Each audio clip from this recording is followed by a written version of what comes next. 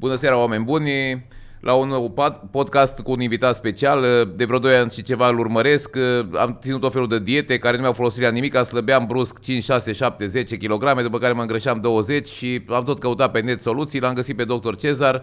Salut, Cezar! Salut, Sorin! Mersi frumos. Primul clip care l-am văzut la tine a fost ăla cu 10 sfaturi pentru un fasting. Acum vreo 2 ani, cred că era. Și de atunci te urmăresc frecvent, mi-ai plăcut din ce în ce mai mult și m-a ajutat foarte mult. M-au ajutat foarte mult sfaturile tale și fasting-ul m-a ajutat. Mi-am găsit până la urmă dieta care mă ajută foarte mult să mențin o greutate. Eu nu i-aș zice dietă, dar e un stil de viață pe care poți să-l ții toată viața, spre deosebire de dietele care sunt foarte Tu ești medic-cardiolog, nu? Sunt medic-cardiolog, specialist. De unde e proiectul cardiolog. ăsta, Dr. Cezar? Păi, proiectul ăsta a venit datorită și mulțumită pandemiei. Până la urmă, pandemia a venit și cu lucruri bune, pentru că, ca orice în viață, foarte mulți oameni s-au vindecat după ce au avut un diagnostic grav de cancer sau am prieteni, da? Sau o boală de inimă gravă și atunci îl trezești. Trebuie societatea, viața să ne dea câte o palmă de aia, că altfel stăm în confortul ăsta al nostru de zi cu zi, acea, zic eu așa, mocirla existenței. Nici prea, în mocirlă nici nu te scufunzi, nici nu așa, trăim într-o ce a venit pandemia și cum am și eu și antreprenor, că nu știu dacă știi asta, am mai multe business-uri.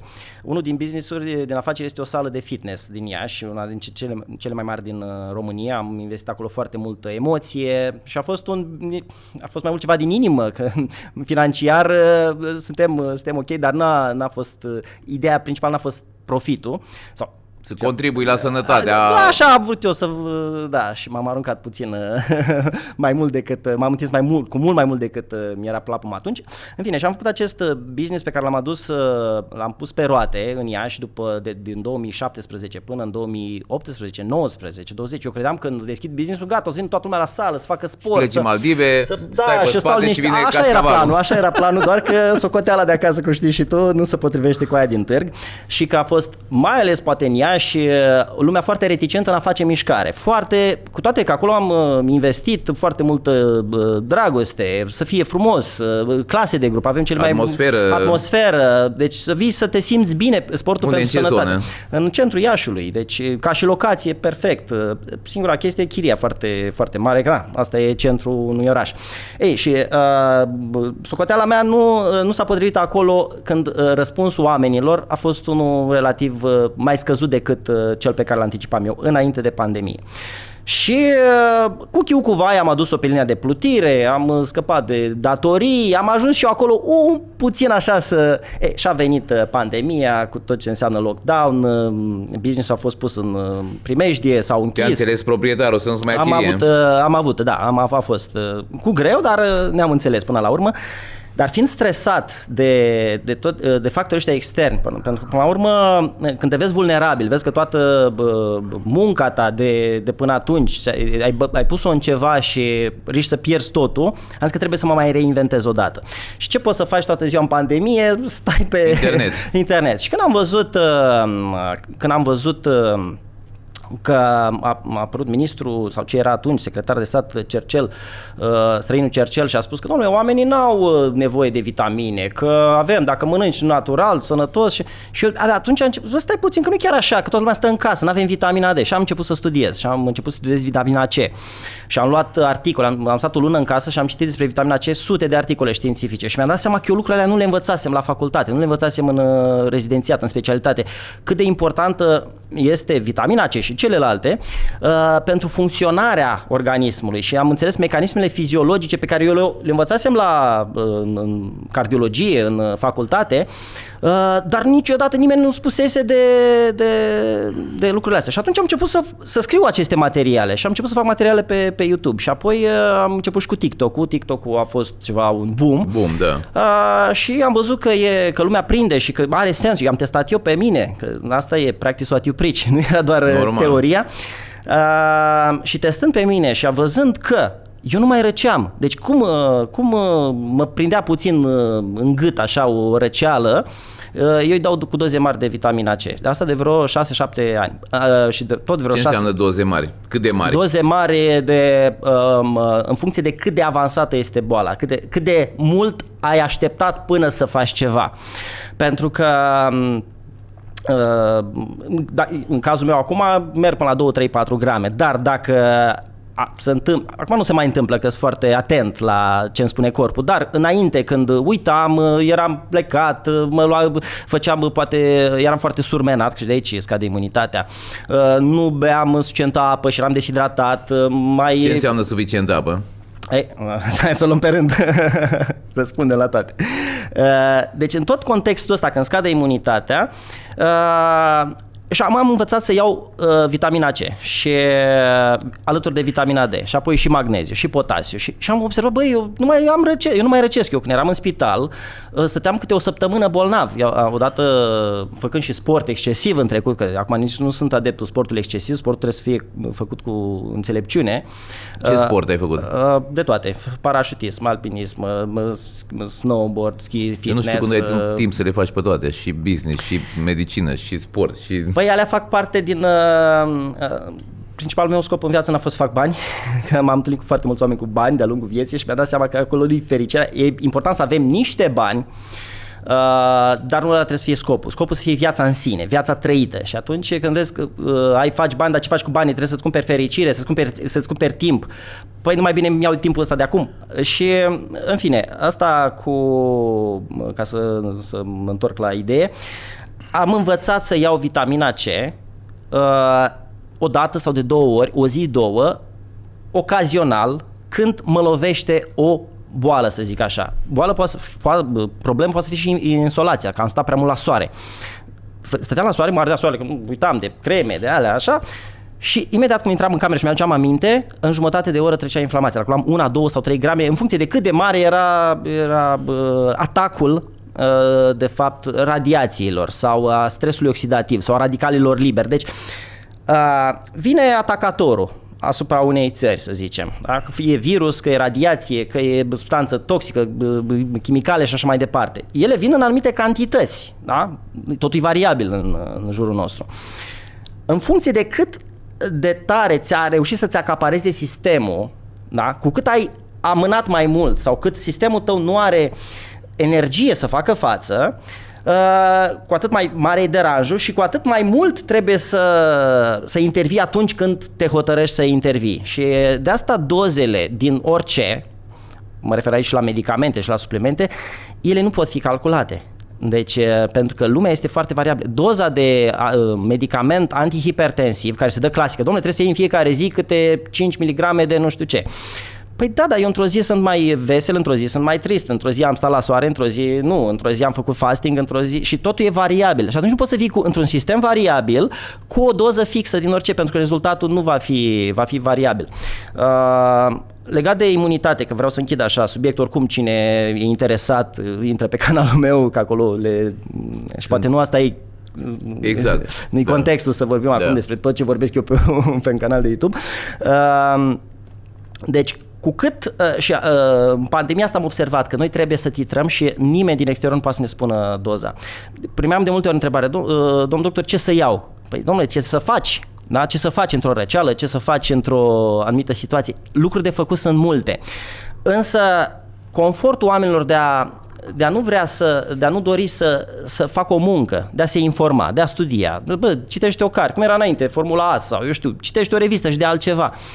Dar oamenii sunt leneși și lenea e în natura noastră, în ADN-ul nostru. Noi suntem pregătiți pentru a ne economisi energia și pentru a folosi energia doar atunci când este nevoie, când este cu adevărat nevoie, și asta vine natura și ne împinge. Numai că acum natura ne-a creat, noi ne-am creat un foarte mult confort și această nevoie nu prea mai vine. Și atunci trebuie să facem conștient, trebuie să vedem noi când e cazul să obținem cunoaștere, da? Și cam tot timpul, adică eu continuu învăț, eu continuu studiez, am luat la studiu fiziologia umană, mi-am dat seama că noi doctorii nu știm cum funcționează organismul, deci nu știm și o spun cu toată responsabilitatea. Oamenii, anumite colegi specialiști, da, învață pe anumite bucățele, dacă nu integrezi tot un sistem și nu vezi legătura dintre psihic, dintre sistemul luptă sau fugi, sistemul adrenergic, dintre glanda tiroidă și sedentarism sau dușul sau expunerea la frig. Noi nu mai avem frig, nu mai avem anotimpuri, noi nu mai avem noapte, nu mai avem zi. Deci lumina iar e un factor perturbator. Și multe din lucrurile astea, când le-am pus eu așa cap la cap și am început să le testez, să le experimentez, am zis, ok, am o misiune în viața asta și am început să-mi placă, am început să am audiență, oamenii au rezonat cu ce am spus și în felul ăsta proiectul a început. Și în plus de asta i-a ajutat foarte mulți oameni să se vindece de diferite boli, în faze incipiente. Sau... atunci trebuie acționat. Chiar și în faze avansate e posibil, doar că dacă ai ajuns până acea fază avansată și n-ai fost atent la corpul tău, n-ai fost atent la o durere, corpul îți spune, măi omule, vezi că îți dă semne, dar îți dă semne din timp, de zeci de ani, dar ignorăm pentru că încă e ok, corpul are o capacitate foarte mare de reziliență, deci corpul nostru e făcut să reziste la multe lovituri și avem un exces de resurse, dar cu timpul aceste resurse încep să se epuizeze și el, ca orice economie, da? ca și o companie, o firmă, mai tai de la marketing, mai tai de... dar nu e bine pe termen lung, pe termen scurt ai scos-o la capăt cumva. Dar dacă tu tot tai din departamente și nu le dai energie și departamentelor care poate sunt mai puțin importante atunci pe moment și furnizezi energie doar inimii și creierului, da? Toate celelalte încep să pice. Te doare puțin ficatul, ai puțin colăcei sau eu știu, ai un puțin brain fog așa, dar merg înainte, mai bag o cafea. Noi trebuie să acționăm din timp și să vedem că drumul ăsta către deteriorarea sănătății e un drum care poate fi întors, dar cu cât îl întoarcem mai din timp, cu cât investim mai din timp energie, adică timp și bani, că asta e așa, și considerăm că timpul este cea mai importantă resursă. Timpul de a citi, timpul de a face mișcare, timpul de a sta în natură, de a merge cu picioarele goale pe iarbă. Uite, acum când merg pe drumurile astea, un obicei nou pe care l-am pus în practică e să, când mă opresc cu mașina să stau un pic să mă odihnesc, mă descalț și găsesc un loc așa mai curat și să fac puțin grounding, 2, 3, 5 minute. Se simte extraordinar, oricât de obosit aș fi de la condus, 2, 3, 5 minute stând cu picioarele goale pe iarbă, îți dă un reset, pentru că tot acest surmenaj ne modifică echilibrul electrostatic. Noi fiind izolați de pământ, dacă ne gândim orice vietate, orice rândunică, orice așa, căpriță stă cu gheruțele, cu copitele pe pământ și e tot timpul în echilibru. Noi suntem deconectați, avem papuci cu talpă izolatoare, stăm în case, stăm pe asfalt și atunci asta este un alt motiv pentru care ne îmbolnăvim, că nu mai avem contact cu natura. Punând în practică și descoperind tot felul de metode de astea așa, puțin, văd că mi-am dat seama că mi-am rezolvat o grămadă de probleme și n-ai cum să nu le dai să le spui și altora. Adică vine natural, nu e o chestie că... Da, practice what you preach, asta e. Apropo de grăsime și de semne, am văzut foarte, foarte mulți copii grași în ultima vreme și mă îngrijorează chestia asta pentru că părinții sunt așa de inconștienți și nu știu cum se vor mai vindeca copiii ăștia dacă ei sunt grași ani de zile începând de la 2-3 ani și până la 7, 8, 10 ani. Nu știu dacă își vor mai reveni vreodată. Problema e așa, acum că sunt în perioada de creștere, deci de la pubertate până e un dezechilibru hormonal, deci grăsimea transformă testosteronul în estrogeni. Și nu doar zahărul și stresul, că și ei sunt foarte stresați copiii, dar așa, ci și toate substanțele din jur, pesticidele, toate fitoestrogenii, din tot felul de plasticuri, fast food, din tot. Produce acest dezechilibru, iar testosteronul este un hormon acționat și asupra creierului, da? Și asupra sistemului imunitar și asupra fiecărei celule, de fapt. În această perioadă de dezvoltare, dacă acești copilași au deja grăsime pe ficat, au disfuncție de testosteron, au tulburări endocrinologice, ei vor avea și afectare psihică. Deci nu doar că e puțin mai durduliu, nu. Acel copilaș va avea probleme cu stima de sine, nu va fi capabil să facă un business, victima bullying-ului la școală. Bullying-ului. Acum, dacă sunt toți la fel, o să mai e puțin bullying. Cumva el va deveni din ce în ce mai... va fi afectat psihoemoțional. Asta e problema și apoi corpul, ca să-și revină, e foarte, foarte greu. Nu este imposibil. Corpul are capacitatea de regenerare și aici vin așa cumva cu să zic, partea bună a lucrurilor. Chiar dacă că nu trebuie acum nimeni să intre în depresie, domnule, am 21 de ani sau 22 de ani, am fost grăsus toată viața și acum nu mai am ce să fac. Nu! Oricând avem capacitatea de regenerare, dar trebuie să acționăm cât mai devreme și se poate. Înainte de a apela la alte terapii de genul operația de stomac, care mi se pare o crimă. Și eu sunt anti. Deci am atâtea cazuri care s-au operat. Și oameni care au murit și care și-au revenit după operația de stomac și s-au îmbrășat la fel de mult. Da, și văd reclame peste tot, adică văd și aici prin București. Păi un business, Cezar, e un business. Oamenii fac bani mulți, nu? Adică ca și cu medicamentele. Când deschizi televizorul, majoritatea reclamelor sunt la medicamente. Deci și la zahăr. Deci dacă te uiți la 10 reclame, da, jumate la zahăr, jumate la medicamente. La alte lucruri mai puțin acum. Tânărul ăla de 21 de ani care s-a trezit și a bă, eu sunt gras, toți cei de jurul meu sunt slabi. Ești adeptul terapiei de șoc sau trebuie să o ia step by step și să aibă răbdare 1 an, 2, 3, 4, 5 până și revine corpul la normal? Terapia de șoc ajută în factorul motivațional, dar când simt și avem nevoie de un șoc, dar când acel șoc și stresul acelui șoc e prea mare, stresul în sine ne îngrașă. Deci când simți deja că nu mai poți, să-ți iei și o pauză de la acel regim. Acum, fasting-ul, intermittent fasting-ul alături de sport, că nu este ok doar fasting, doar să te abții de la mâncare pentru că fără să faci mișcare. Fără să faci mișcare, pentru că uite, stăm noi acum în sedentarism, stăm aici frumos la masă, creierul nostru consumă ceva resurse, dar musculatura noastră, mușchii noștri circulă un volum de sânge de 4 ml pe minut pe 100 de grame de mușchi. Deci pe fiecare 100 de grame de mușchi circulă cam 4 ml. Când facem mișcare, circulă 100 de ml. Wow, de 25 ori mai mult. Iar când facem un efort foarte intens, mai ales în sportul de performanță, se poate ajunge până la 200, de 50 de ori mai mult. Asta ce înseamnă?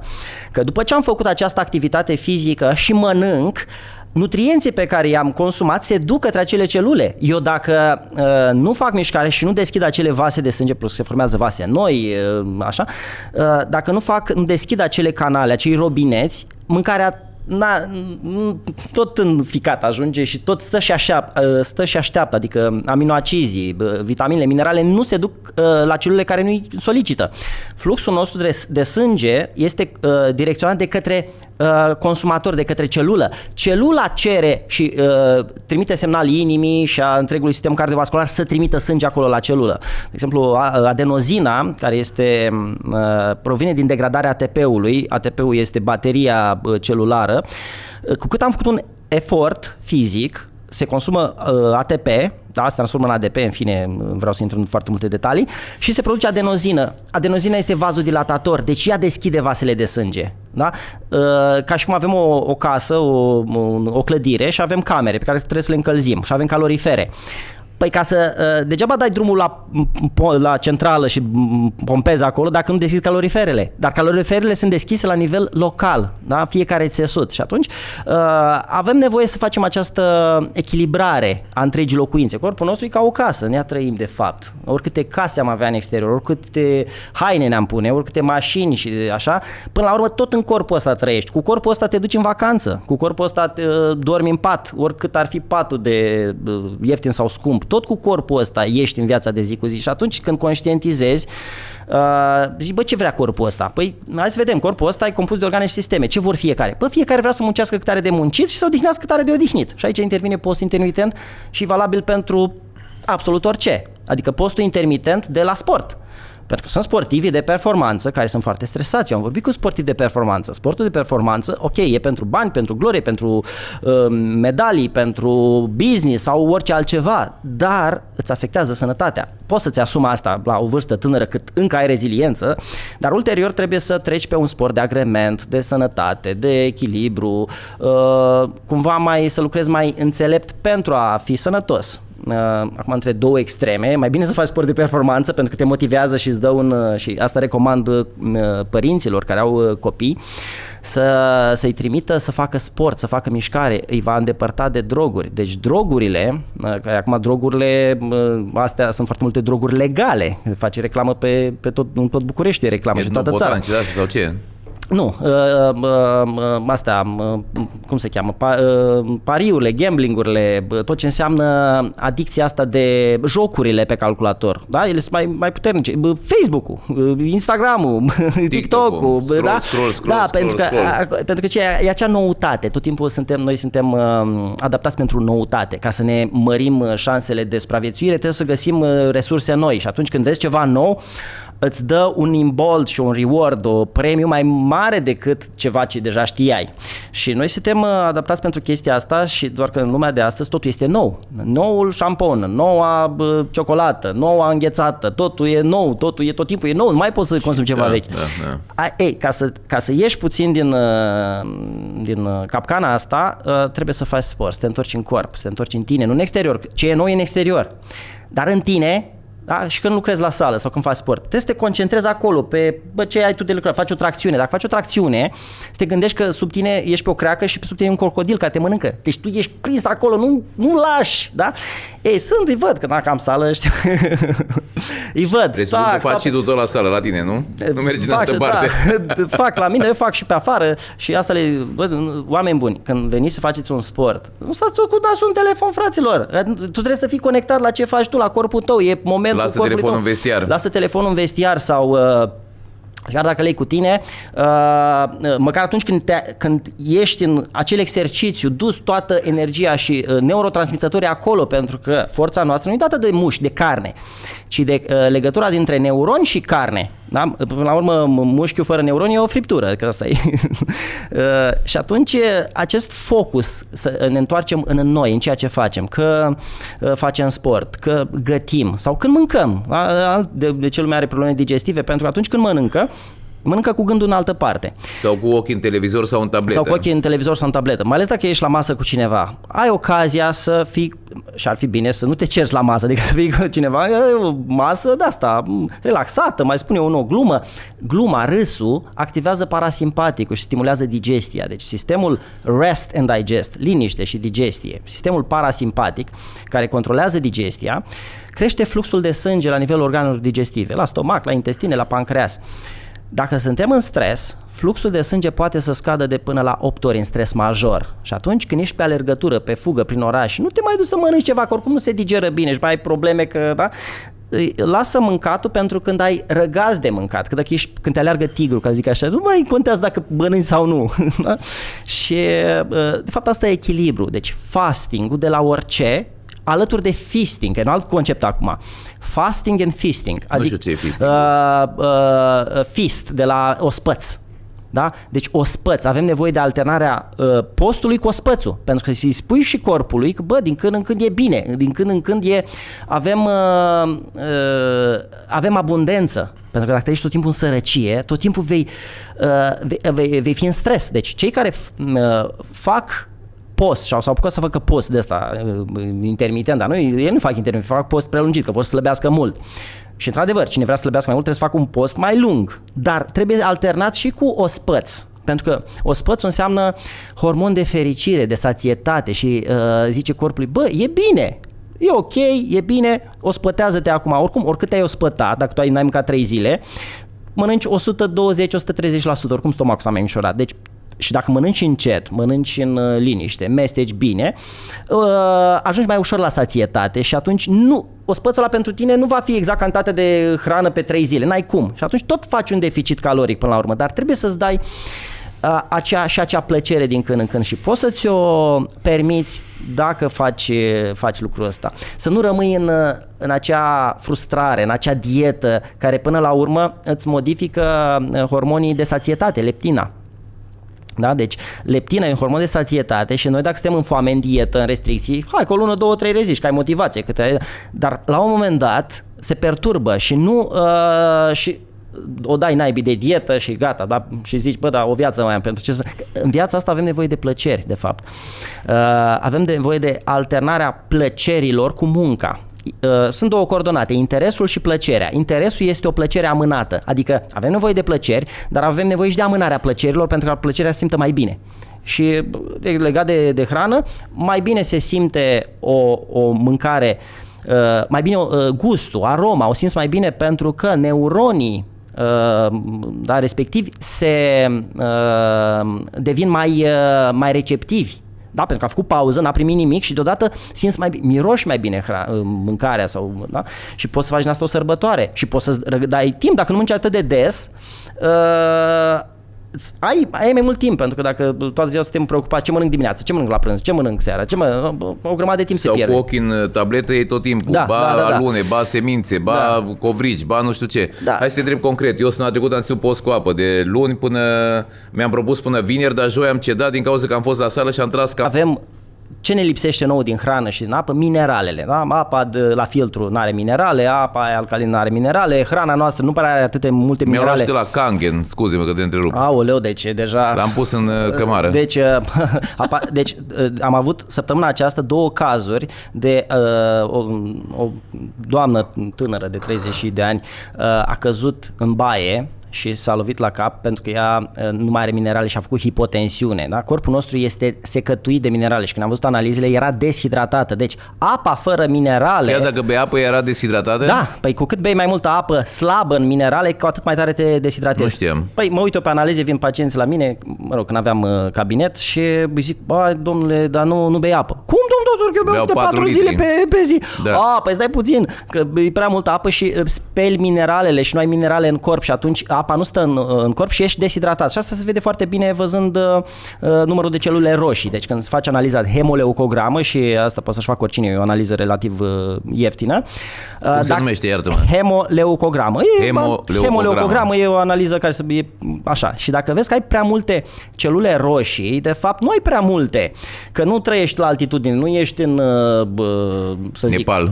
Da, poți să ai doar dacă ai probleme respiratorii și nu respiri bine, ai deviație de sept sau așa, ci din cauza că acele celule roșii sunt numărate pe mililitru, dar dacă în sânge nu ai suficientă apă, ele stau mai înghesuite. Știi, dacă ai mai multe.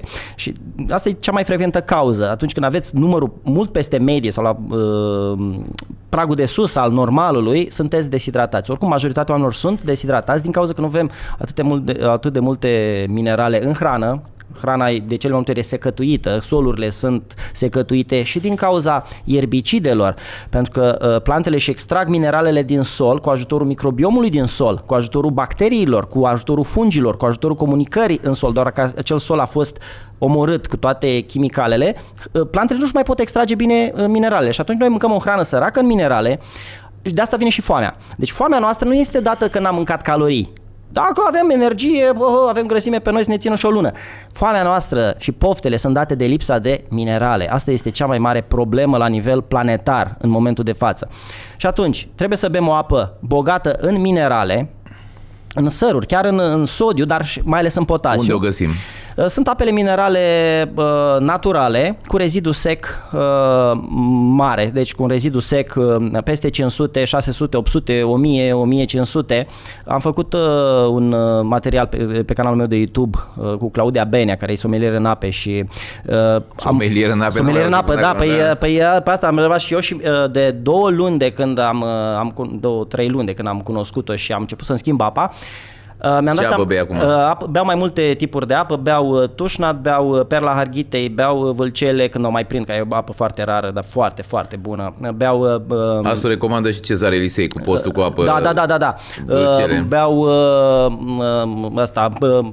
biborțeni, beau multe ape. La Oșan am înțeles că se găsește aia de vâlcele. Da, ideea este așa, să ne uităm pe etichetă și vedem să aibă un rezidu sec mai mare. Atenție, noi adulții, copilașii sau sugare pot să beau apă de aia oligominerală. Oligomineral înseamnă cu minerale. Da, pentru că vorbim aici de sugari. Deci sugari, copilași mici, 2, 3, 4, până de la 5 ani încolo copiii pot să bea aceeași apă ca și din cauza că rinichii nu pot să proceseze la bebeluși. Da. Și trebuie alternată și în funcție de, atenție, că aici, domnule, am văzut comentarii, că lumea comentează, domnule, faci pietre la rinichi. Nu faci pietre la rinichi, le faci pentru că ai inflamație în organism, pentru că ai consumat zahăr și pentru că fluxul de sânge în corp nu e ce ar trebui.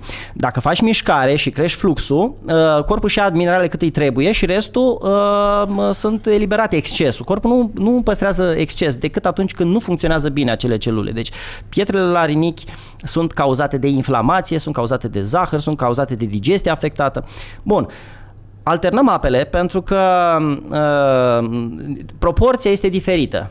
Da? Dacă consumăm un singur tip de ceva, vom avea un exces din ceva și un deficit din altceva.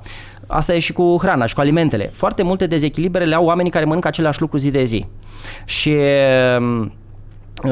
noi ca oameni, ca specie, ne-am dezvoltat într-o lungă istorie mâncând foarte multe tipuri de alimente și ne-am diversificat microbiomul, ne-am diversificat sistemul enzimatic de a digera din toate câte puțin.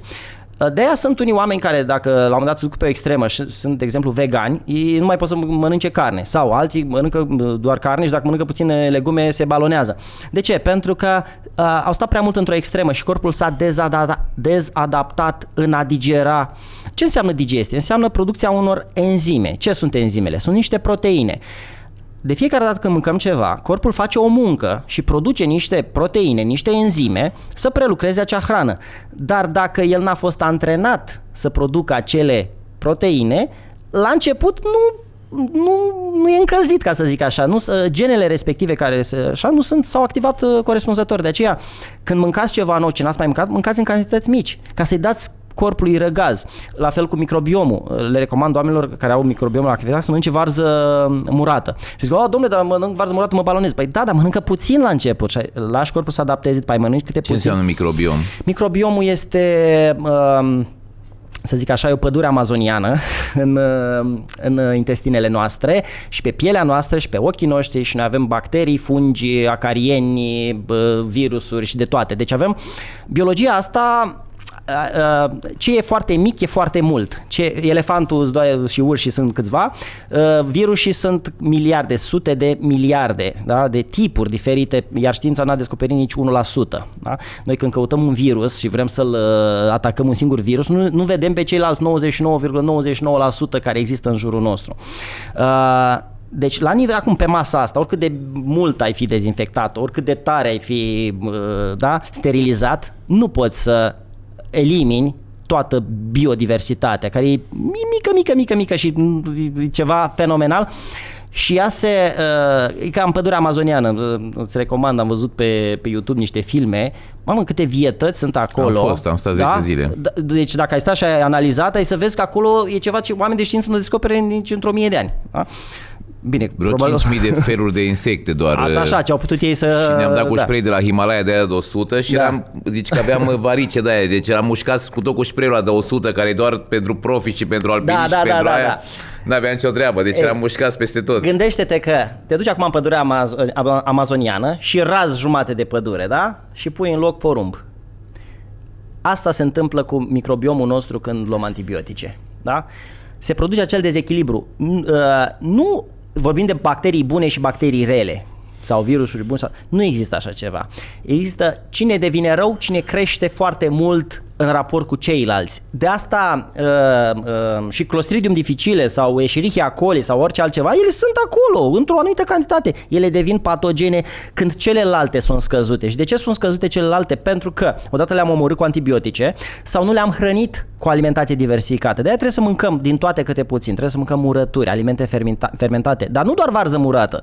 Putem pune la murat, că bătrânii noștri puneau la murat sau la fermentat tot felul de...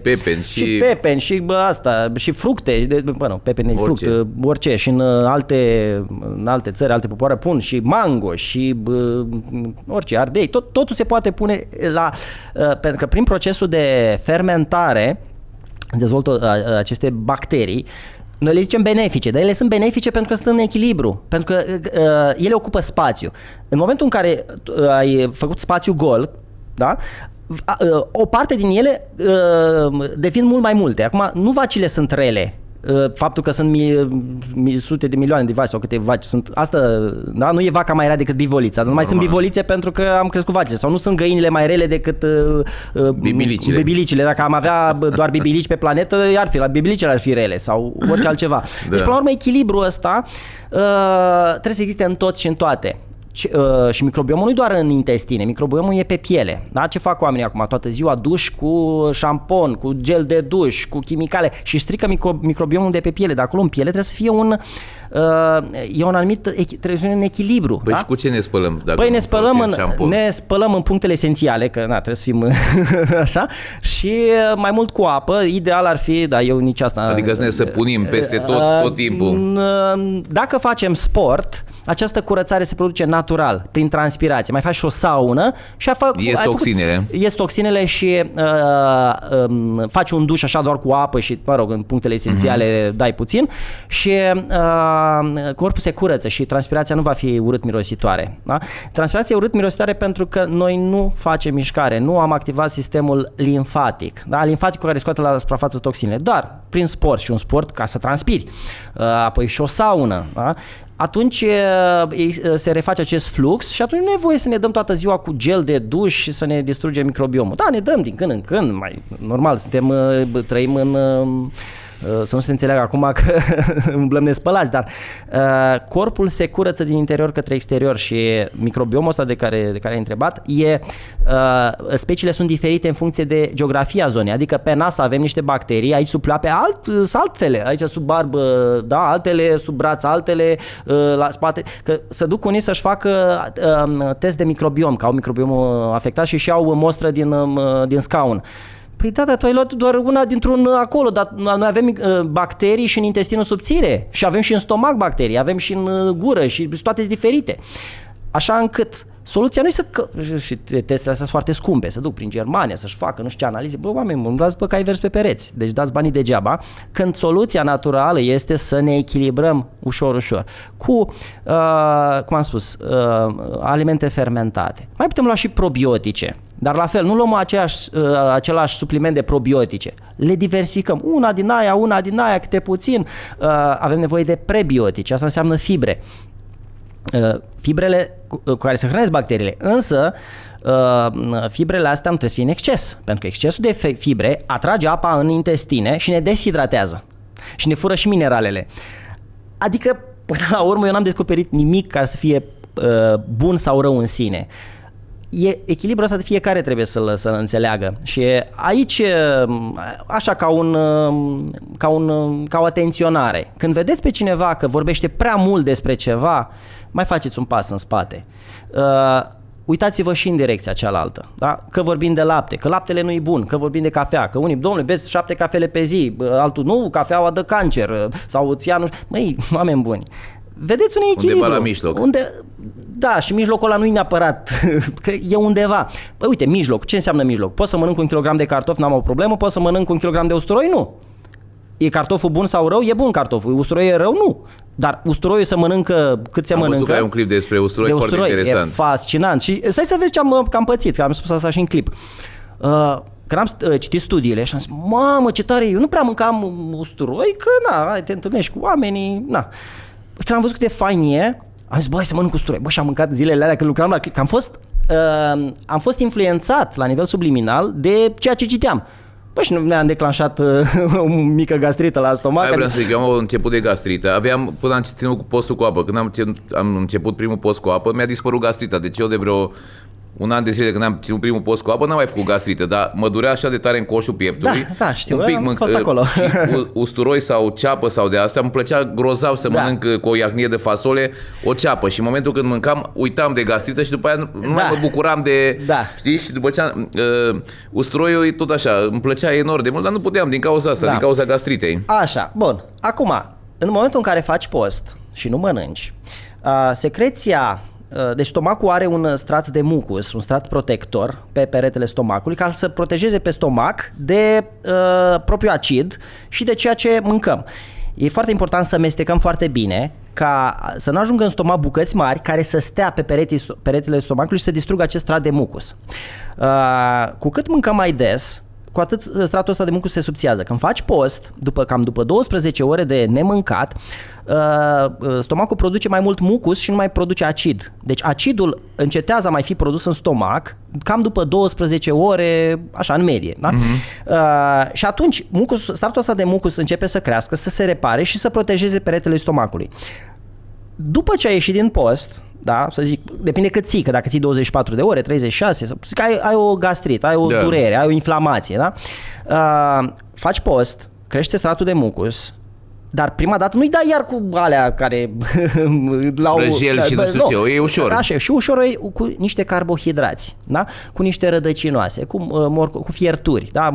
Rădăcinoase fierte, o supă de legume, o supă de legume, ceva foarte ușor, ca să lași totuși să se mai vindece, chiar dacă mănânci. Da? Deci trebuie să-i dai o alimentație mai slabă în proteine, da? Să lași stomacelul așa să se vindece încă o zi, două. Încet. Abia după aia e bine să introduci niște proteine ușor digerabile, cum ar fi niște ficat, un ficat de vită foarte bun, da? Se digeră foarte ușor, n-are colagen. Proteina, carnea, da? Carnea e foarte bună cu cât animalul a făcut mai mult sport, cu cât a trăit în libertate, dar acel animal care a făcut sport are mai mult colagen. Însă, colagenul e mai greu de digerat. De-aia se pune carnea la baiți, la macerat, da? Noi dacă nu avem stomacul puternic, nu putem digera colagenul și apoi nu putem sparge moleculele nu putem ajunge la celule, așa, și nu putem extrage nutrienți. Deci mâncăm mult, ne hrănim puțin, pentru că stomacul este afectat. Deci, la o gastrită, la ceva, post, cu apă, cu minerale, da? Depinde fiecare cât cum simte, cum poate, o zi, două, apoi încă o zi cu mâncare foarte ușoară, cu carbohidrați mai mult, da? Rădăcinoase, orez, nu știu, banane sau ceva, și următoarea zi eu știu, proteine ușor digerabile, ou, ficat, da? Nu neapărat nuci și semințe. Nucile și semințele, care sunt bune, au beneficii, au alte așa, ele sunt mai greu digerabile, trebuie să lăsăm la înmuiat. Și vegetalele au perete de celuloză care la fel necesită, cum e și colagenul, e perete de rezistență a structurii vegetale, care necesită acid din partea stomacului, dar tu abia ți-ai reparat stomacul, lasă puțin așa ușor și abia ulterior, treptat, asta trebuie să simtă fiecare, trebuie să testeze fiecare, nu este o rețetă unică, de-aia medicina asta naturală sau revenirea ține de fiecare, oamenii trebuie să învețe ei, nu putem primi aceeași rețetă. Eu am dat acum niște... Fiecare organism reacționează altfel și în funcție de stres, adică eu îți dau o rețetă, dar eu nu știu cât dormi, ce business ai, ce probleme ai, cum te înțelegi prima cu partenerul. Prima dată când am ținut post cu apă, am ținut de luni, adică n-am mai mâncat de duminică după masă și vineri după masă, când mi-am propus să mă opresc, mă simțeam așa de bine și gândeam așa de limpede că nu venea să mă apuc chiar de mâncare. Acum a doua oară, joi, am amețit și m-am ținut de perete și am zis, data viitoare nu o să mai prima dată n-am mers la sală, a doua oară am fost la sală și luni și miercuri și am vrut să merg și vineri, dar n-am mai putut. Din cauza asta? Bea apă cu minerale. Uite-te pe sticlă, pe etichetă, la rezidu sec și ia și niște sare. Din cauza asta m-am amețit. Da, din cauza asta, da. Pentru că calorii avem în noi, dar toate caloriile astea, energia, glucoza, grăsimea, ca să poată fi utilizată, noi avem nevoie de enzime.Enzimele astea funcționează cu ajutorul mineralelun. Deci enzimele, care sunt niște proteine, au nevoie de magneziu, au nevoie de potasiu, au nevoie de zinc. Zincul este un element în care foarte mulți oameni sunt deficitari, pentru că din cauza digestiei afectate nu putem extrage zincul, așa, și zincul e necesar enzimelor care să digere carnea. Deci aici e un cerc vicios. Atunci trebuia să iau niște vitamine pe parcursul postului cu apă sau minerale, suplimente de minerale. Efectele postului cu apă asupra organismului dacă luam vitamine? Că mulți m-au întrebat, domnule, eu fac post cu apă, dar pot să iau niște vitamine care să compenseze Hai să vedem ce vitamine. În timpul, vitaminele în principiu provin din alimente, da? Atunci când în apă n-ai vitamine, iar apa aia cu vitamine e o mare prostie, da? Vitaminele care sunt în astfel de produse sunt sintetice, deci nu ne ajută. Suplimentele cu vitamine multe sunt sintetice. În timp ce nu mâncăm, e clar că nu avem aport de vitamine, deci nu vitamine ne trebuie nouă, că vitamina D nu se absorbe și vitaminele liposolubile. Eu vorbesc foarte repede că am multe de dat și tot timpul sunt pe fugă. Dar sper că se înțelege. Acum perfect. Pe YouTube acolo poți să dea și la viteză mai la 0,8, da. Nu, eu m-am învățat când mă uit la YouTube, eu le ascult la 1,5, mai ales că multe informații deja le știu și mă mai urmăresc tot felul de oameni și eu dau pe 1,52. Acum este și varianta 0,8. Deci, și mă cer, dom'le, vorbești prea repede. Da, am atâtea de zis și trec la un subiect la altul. Normal. Dar sunt informații foarte importante pe care eu le-am adus în viața mea și simt asta și aș vrea și vorbim cât mai despre mult sănătate. Dacă nu ai sănătate, nu te bucuri de nimic, nici de viață, nici de familie, nici de bani, nici de nimic. Vitaminele liposolubile, A, E, D, K. Ele necesită sistem digestiv pentru a fi absorbite, necesită grăsimi. Deci nu poți să le iei dacă nu mănânci. Deci le scoatem din schemă. Acestea le vom lua după masă când mâncăm. Da? Vitamina C. Vitamina C s-ar putea să ne irite stomacul dacă o luăm și plus că n-ai de ce să iei vitamina C când ești în post, da? Decât dacă cumva începi să te bolnăvești, dar dacă începi să te bolnăvești mai bine mănânci ceva ușor. Aici, când ești bolnav, pe de o parte nu trebuie să mâncăm foarte greu, că n-avem energie pentru a ne vindeca, că se duc leucocitele către sistemul digestiv și atunci nu trebuie așa, dar dacă noi suntem denutriți și nu avem minerale, iar nu putem să facem un post prea mare, da? Și atunci, vitaminele în post, în principiu nu recomand posturi prea lungi la cei care nu poate să le țină, da? Bun, vrei să slăbești, așa, ok, poți să ții de 2 zile pe săptămână să nu mănânci nimic, dar restul de Pentru cât timp? Forever? Nu, de exemplu, eu țin cam o zi de post de 24 de ore, de 2 sau 3 ori pe săptămână, mai ales atunci când vin la emisiuni, când am când sunt destul de aglomerat. În celelalte zile mănânc de 2 ori pe zi sau poate de 3 ori. Da? Și în funcție de antrenament și mai multe variabile. Dar în timpul postului avem nevoie de minerale, avem nevoie de apă și sare. Sare de sodiu, sare de bucătărie, apă, cum am spus, o apă să fie, cum e, de exemplu, Tușna sau Perla Arghitei, mie mi-a crescut forța fizică excepțional de mult, cu 20-30%, pentru că eu făcând antrenamente la limita și peste limita, eu pot să măsor nivelul. Adică mașina Lamborghini pot să o testez pe circuit, că la semafor în trafic toată lumea stă la fel. Da? Și atunci testezi corpul, că așa, mă simt bine, dar tu nu faci nimic. Tu nu-ți duci corpul într-o zonă de testare și vezi, am mai multă sau mai puțină energie. Și atunci, un post cu apă și cu săruri minerale de mai multe tipuri. Sunt suplimente cu 77 de minerale, de oligominerale, da? Se găsesc pe piață, se găsesc online, peste tot. Și punem în acea apă. Sau dacă nu avem la dispoziție și nu avem și așa, doar sare, dar și potasiu, și sare de potasiu. Deci apă sărată, cum ar veni. Apă sărată, da. Apă sărată și o să vedem că avem mai multă energie și nu mai leșinăm așa. Și magneziu. Da, și asta, magneziu se consumă în stres. Cam astea ar fi de bază. Dar nu diminuează efectele postului cu apă asupra organismului? În niciun caz ne va ajuta. Aceste minerale vor ajuta enzimele care să folosească grăsimea pe care o avem ca și combustibil. Da? Mai avem nevoie, tot așa ca și supliment foarte important, drojdia nutritivă care conține B-uri, vitaminele B, B1, B2, B3, B6, așa, ele sunt implicate în funcția mitocondrială, buna funcționare a mitocondriilor care ard combustibilul, carbohidrații și grăsimile. Și asta este, de fapt, foamea de aici vine. Foamea, poftele. Soția mea, avem un copilaj acum, să vă trăiască, 5 luni, n-a avut, în timpul sarcinii, n-a avut pofte. N-a avut grețuri, n-a avut, și o întrebau, tu n-ai din astea cum au gravidele? Păi n-are, dar totul are tot ce trebuie corpului. N-a avut niciun simptom de ăsta al gravidelor. Dacă a fost specialistul lângă ea? Păi da, tot a avut acolo, analizele perfecte, minerale, tot, n-a avut nicio poftă.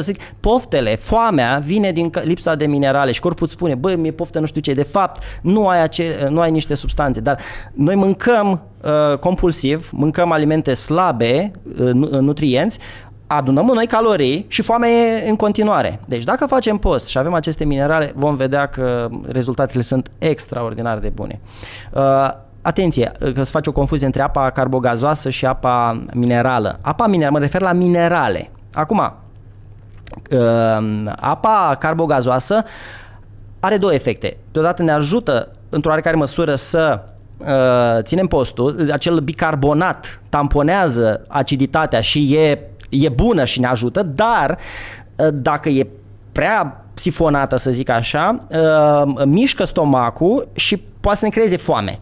Aici fiecare trebuie să simtă. Eu zic o apă ușor carbogazoasă, sau dacă luăm o apă cu foarte mult așa, să o agităm, să scoatem excesul și să bem, să nu fie atât de acidifiată apa, da? Dar fiecare trebuie să simtă, da? Cam asta e... Acum când am ținut a doua oară postul cu apă, am pus pe TikTok un filmuleț și am scris n-am mâncat de 3 zile și am 2 milioane de vizualizări. Am vreo 4.000 de comentarii, cred că, sau chiar nu mai mult. Leșin, nu mor, nu asta. Și mă tot întrebau oameni, tot felul de întrebări. Unul îmi spunea, domnule, dacă încep să țin post cu apă și eu nu mănânc nimica, nu dau într-o gastrită sau într-un ulcer? Da, foarte bună întrebarea. Dacă ții post cu apă, după 12 ore nu se mai produce acid.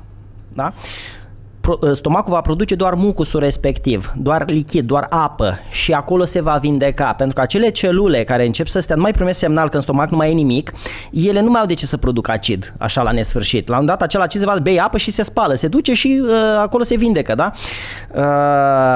Însă, dacă ești în continuu stres, dacă fumezi, dacă, eu știu, și ciugulești doar sau așa,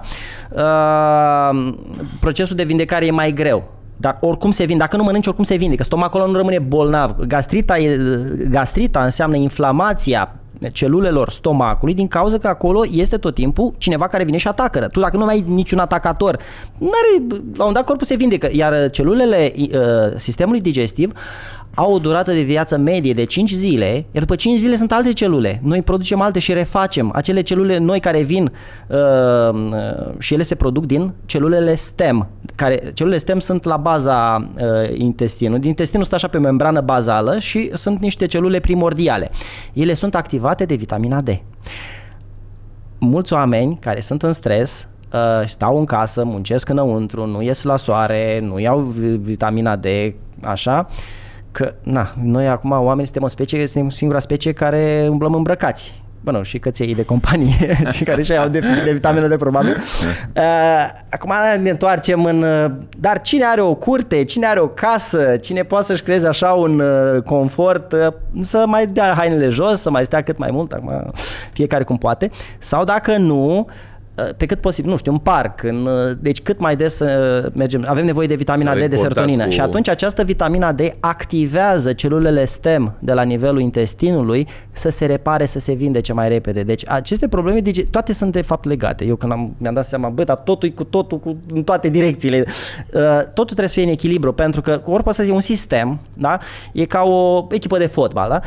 Echipa aia de fotbal are nevoie de toți jucători și portarul trebuie să fie bun și mijlocașul și atacantul. Sistemul imunitar, asta Sistemul imunitar și tot. Asta înseamnă de fapt tot corpul nostru și pielea, da? Pielea e barieră. Dacă tu ignori pielea și o distrugi cu toate gelurile de duș, normal că vor intra toate chimicalele și vor afecta și creme de piele, cum dau femeile cu creme de piele? Păi de ce femeile au mai multe perturbări hormonale decât bărbații? Una dintre explicații e că în baie, la dulapul doamnelor e așa, pe 3 nivele, da? Cu foarte multe recipiente, produse cosmetice. Și da, și pentru ochi, și toate alea se adună. Că substanțele nocive din acele produse cosmetice sunt 0, din limita admisă. Da, dar tu iei și pe ăla și pe ăla și pe ăla și pe ăla și pe ăla și nu le aduni. Împreună. Exact ca și cu telefonul. Am un telefon și e sub limita nu știu care. Da, dacă tu ai 3 telefoane în buzunar și mai stai și cu laptopul, mai stai și cu nu? Toate astea se adună până la urmă.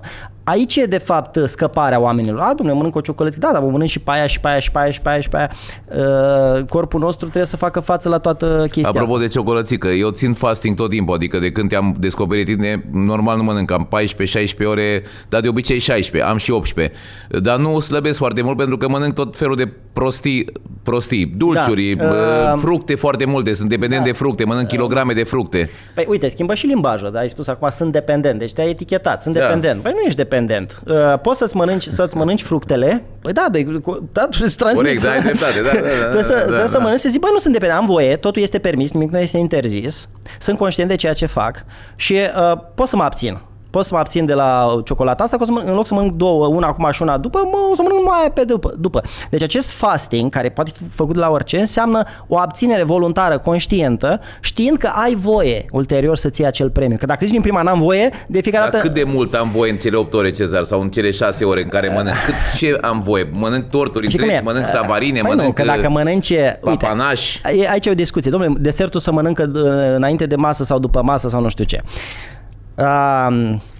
desertul, deci dacă mănânci un fruct, e bine să-l mănânci înainte de masă. Dacă ai avut o masă bogată, așa, și vrei să-ți iei un desert, e ok, dar prea mult zahăr în acel desert îți va perturba digestia proteinilor și a cărnii, să zicem că ai mâncat ceva carne. Dar ușor, adică trebuie să-ți alegi și dulciuri ușor care au mai puțin zahăr. Pâine? Pâinea cu maia. Dacă, da? Și pâinea are foarte mult zahăr. Pâinea artizanală cu maia, maiaua e un proces de fermentare lentă și fermentează glutenul. Înlocuiește drojdia și aia cum făceau... Da, am făcut în pandemie, acasă fiind și având timp, tot pâine cu maia. Acum sunt brutării artizanale, cam peste tot, se găsește, dar e mai mult de cercetat. Dar nu foarte multă pâine. Acum, adică nu mănânc o franțieră cu o cutie de pateu. Da.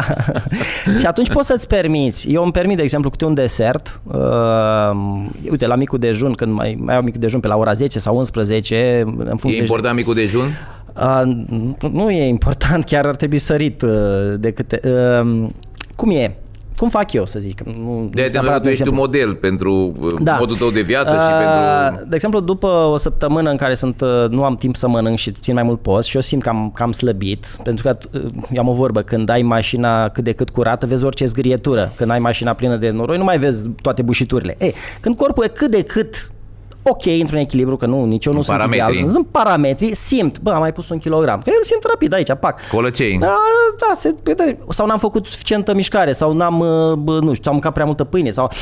În momentul ăla mă duc mai mult pe fasting. Când simt că am slăbit totuși, zic, hai să mănânc și niște carbohidrați, pentru că am nevoie și pentru deconstrucția masei musculare, mai ales în zile când lucrez picioare sau spate, lucrez grupe mari. Eu mă gândesc, am grupe mari. Faci antrenament zilnic? Nu, nici asta nu e. Dacă îi faci antrenament zilnic, e ca și cum ai fi vânător incompetent. Adică te duci la vânătoare fiecare zi, n-ai vânat aseară o căprioară, îți ajunge și pe mâine. Deci ai jocul ăsta, da? Așa mi-a venit mie. Mă gândeam, zilnic, că vedeam pe unii, mă duc la sală zi de zi. Da, e stres. Sportul este un stres. Și dacă faci stresul la zi de zi, nu e bine pentru organism. Și atunci, în zilele care mănânc un mic dejun, să zicem, că vreau puțin să mă mai îngraș, că eu vreau să mă mai și îngraș, da? Să mănânc o omletă cu avocado sau cu niște somon sau niște bacon uneori, da? Nu foarte des, dar așa. Am citit că somonul ăsta, scuze-mă că te întreb, dar e important, că toată lumea m-a întrebat de somon, că ăsta din crescătorii conține foarte multe substanțe nocive. Da, de-aia nu mănânc foarte des, dar nu avem ce să mâncăm. Acum dacă o luăm așa și o disecăm, nu.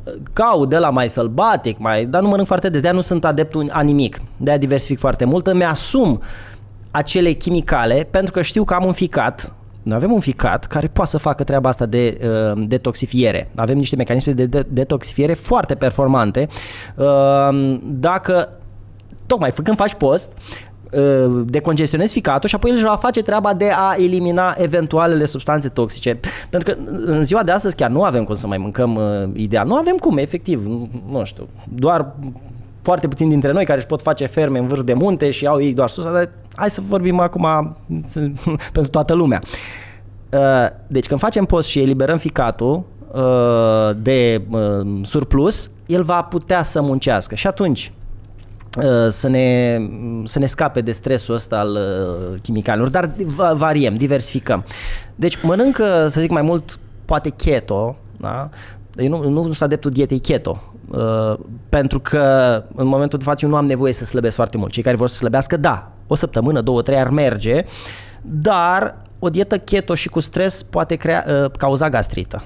Am pățit și eu lucrul ăsta. Și afectează și alte organe. Da, de aceea eu când văd pe unul că recomandă keto în fiecare zi sau o perioadă lungi, eu zic stai puțin, hold your horses, mai ușor, că pianul pe scări, hai să nu ne ducem într-o extremă. Și atunci îmi permit așa cu o pâine cu maia, cu unt și cu miere. Da? Eu folosesc ca și desert mierea. Zic, dacă tot trebuie să bag niște zahăr în mine, am măcar să iau un zahăr sănătos. Că mierea are și vitamine și antioxidanți și dacă tot e să-mi asum o astfel de plăcere și folosesc mierea.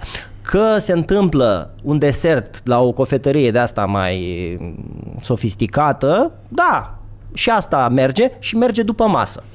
Pentru că absorția zaharurilor va fi încetinită, dar să nu fie nici într-o asemenea cantitate, pentru că apoi fermentează. Deci Da, tot timpul e echilibru. Și dacă mâncăm dacă tot mănânc o prăjitură, mănânc să-mi fac o plăcere, da? Păi plăcerea unde e? La nivelul papilelor gustative. Păi să mănânc încet, așa frumos, să meditez. Și să mănânc una măcar de calitate. De calitate. O porcărie numai așa ca să-mi satisfacă. A ajuns în stomac. Păi da, n-am mâncat-o pentru plăcere, trebuia să o las în gură mai mult. Acolo era plăcerea gustului, da. Și gustul, uite, de gust, sunt dependent de dulce, pune etichete, sunt dependent, sunt de aia, sunt nu știu ce. Gustul are 3 componente. Odată este interacțiunea sistemului a papilelor gustative și a neuronilor în contact cu substanța și avem gustul dulce, gustul acru, gustul sărat, gustul amar și umami. Umami e ăsta cu proteinele. Bun. Corpul percepe că ai dat acele substanțe și, de exemplu, noi suntem dependenți de dulce pentru că înseamnă energie. Da? Dulcele în trecutul ancestral era ceva rar, era în fructe în sezon și era în miere. În rest nu prea găseai, da, însemna multă energie pentru zilele negre, da? Strânge bani albi pentru zile negre. Strângi vara când sunt fructe, calorii pentru zilele negre întunecate de iarnă. Așa. Aici și cu vitamina D fac o mică paranteză, strânge bani albi, strânge vitamina D vara pentru zilele negre și unde o strângi? În grăsime. Vitamina D se depozitează în grăsime și vitamina A și vitamina K și așa, ca să o eliberezi atunci când nu ai. Deci cam aici e echilibrul ăsta. Și să închid paranteza. Așa. Deci vorbeam de ce mănânci tu, ai început cu breakfast-ul, da, așa. Și eu te-am întrerupt și vina mea cu somonul ăla, pentru că era important de precizat că nu trebuie somonul cantități mari. Așa, și am zis cu vitamina D. Și spuneai ce alimente consumi tu, știi? Așa, și vorbeam de dulce și vorbeam de aceste plăceri și de gust. Așa, că am revenit.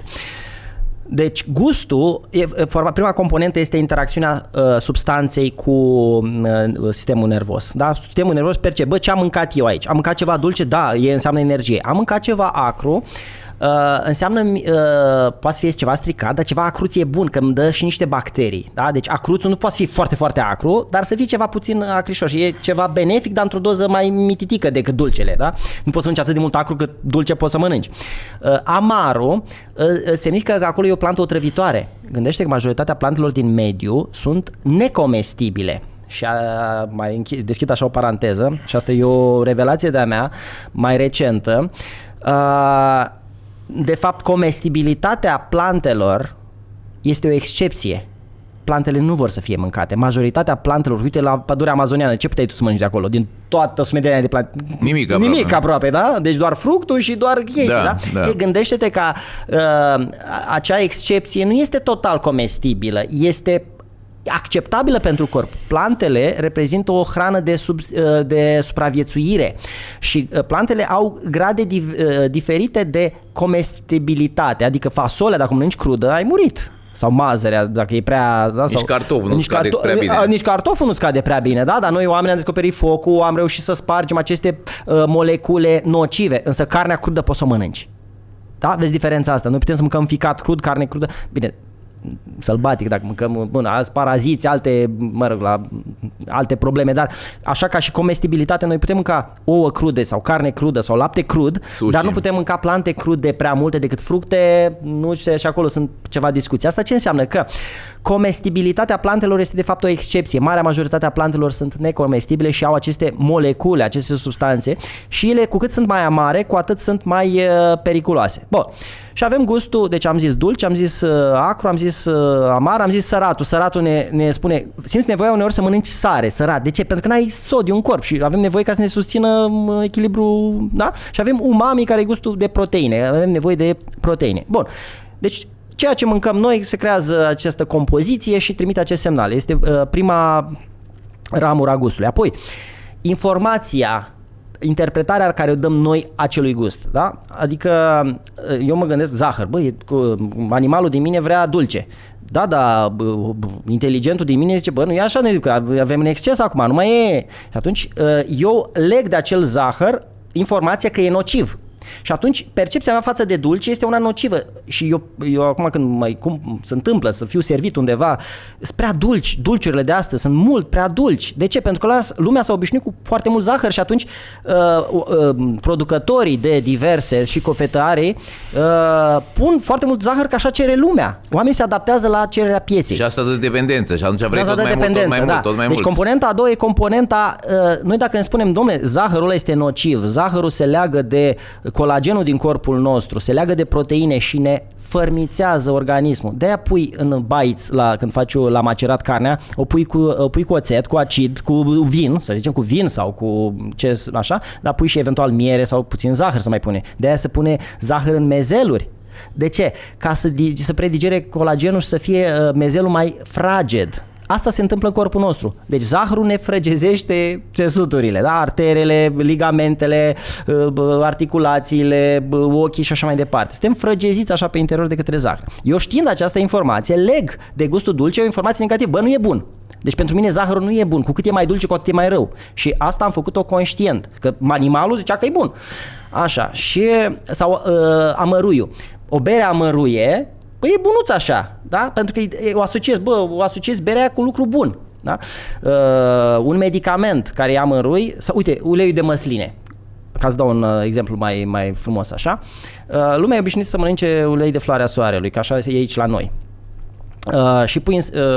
Uleiul de floarea soarelui e produs din semințe de floarea soarelui și se folosesc presiuni foarte mari care deteriorează acei acizi grași care sunt foarte delicați. Uleiul de măsline, fiind produs din fructe, măslina este un fruct, presiunile sunt mai mici și acele uleiuri sunt mai stabile, da? Nu sunt atât de nocive.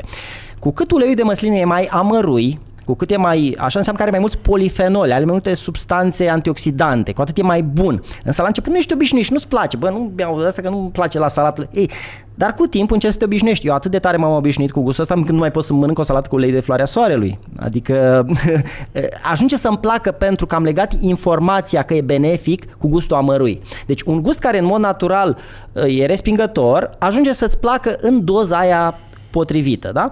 Deci este componenta, odată am spus, contactul direct al substanței, informația și interpretarea creierului și al treilea component a gustului, că de la asta am plecat, e rezultatul de a doua sau a treia zi. Ce efect dă organismului? Și eu când conștientizez, ce am mâncat ieri, cum mă simt azi și fac legătura, atunci, data viitoare când mă voi întâlni cu acea hrană, gustul meu va fi educat. Asta înseamnă educarea gustului, pentru că gustul se educă și nevoia de dulce putem scăpa de nevoia de dulce când asociem aceste informații. Și la început, poate nu deodată renunțăm de tot, dar reducem cantitatea.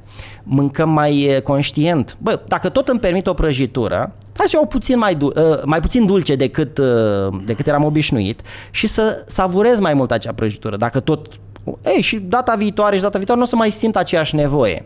Că dacă mâncăm ca haple așa tot timpul, aici e de fapt problema. Și noi avem posibilitatea să ne bucurăm de toate, de fapt, în doză, în moderație și să ne educăm gustul față de sare, să ne educăm gustul față de dulce, față de orice.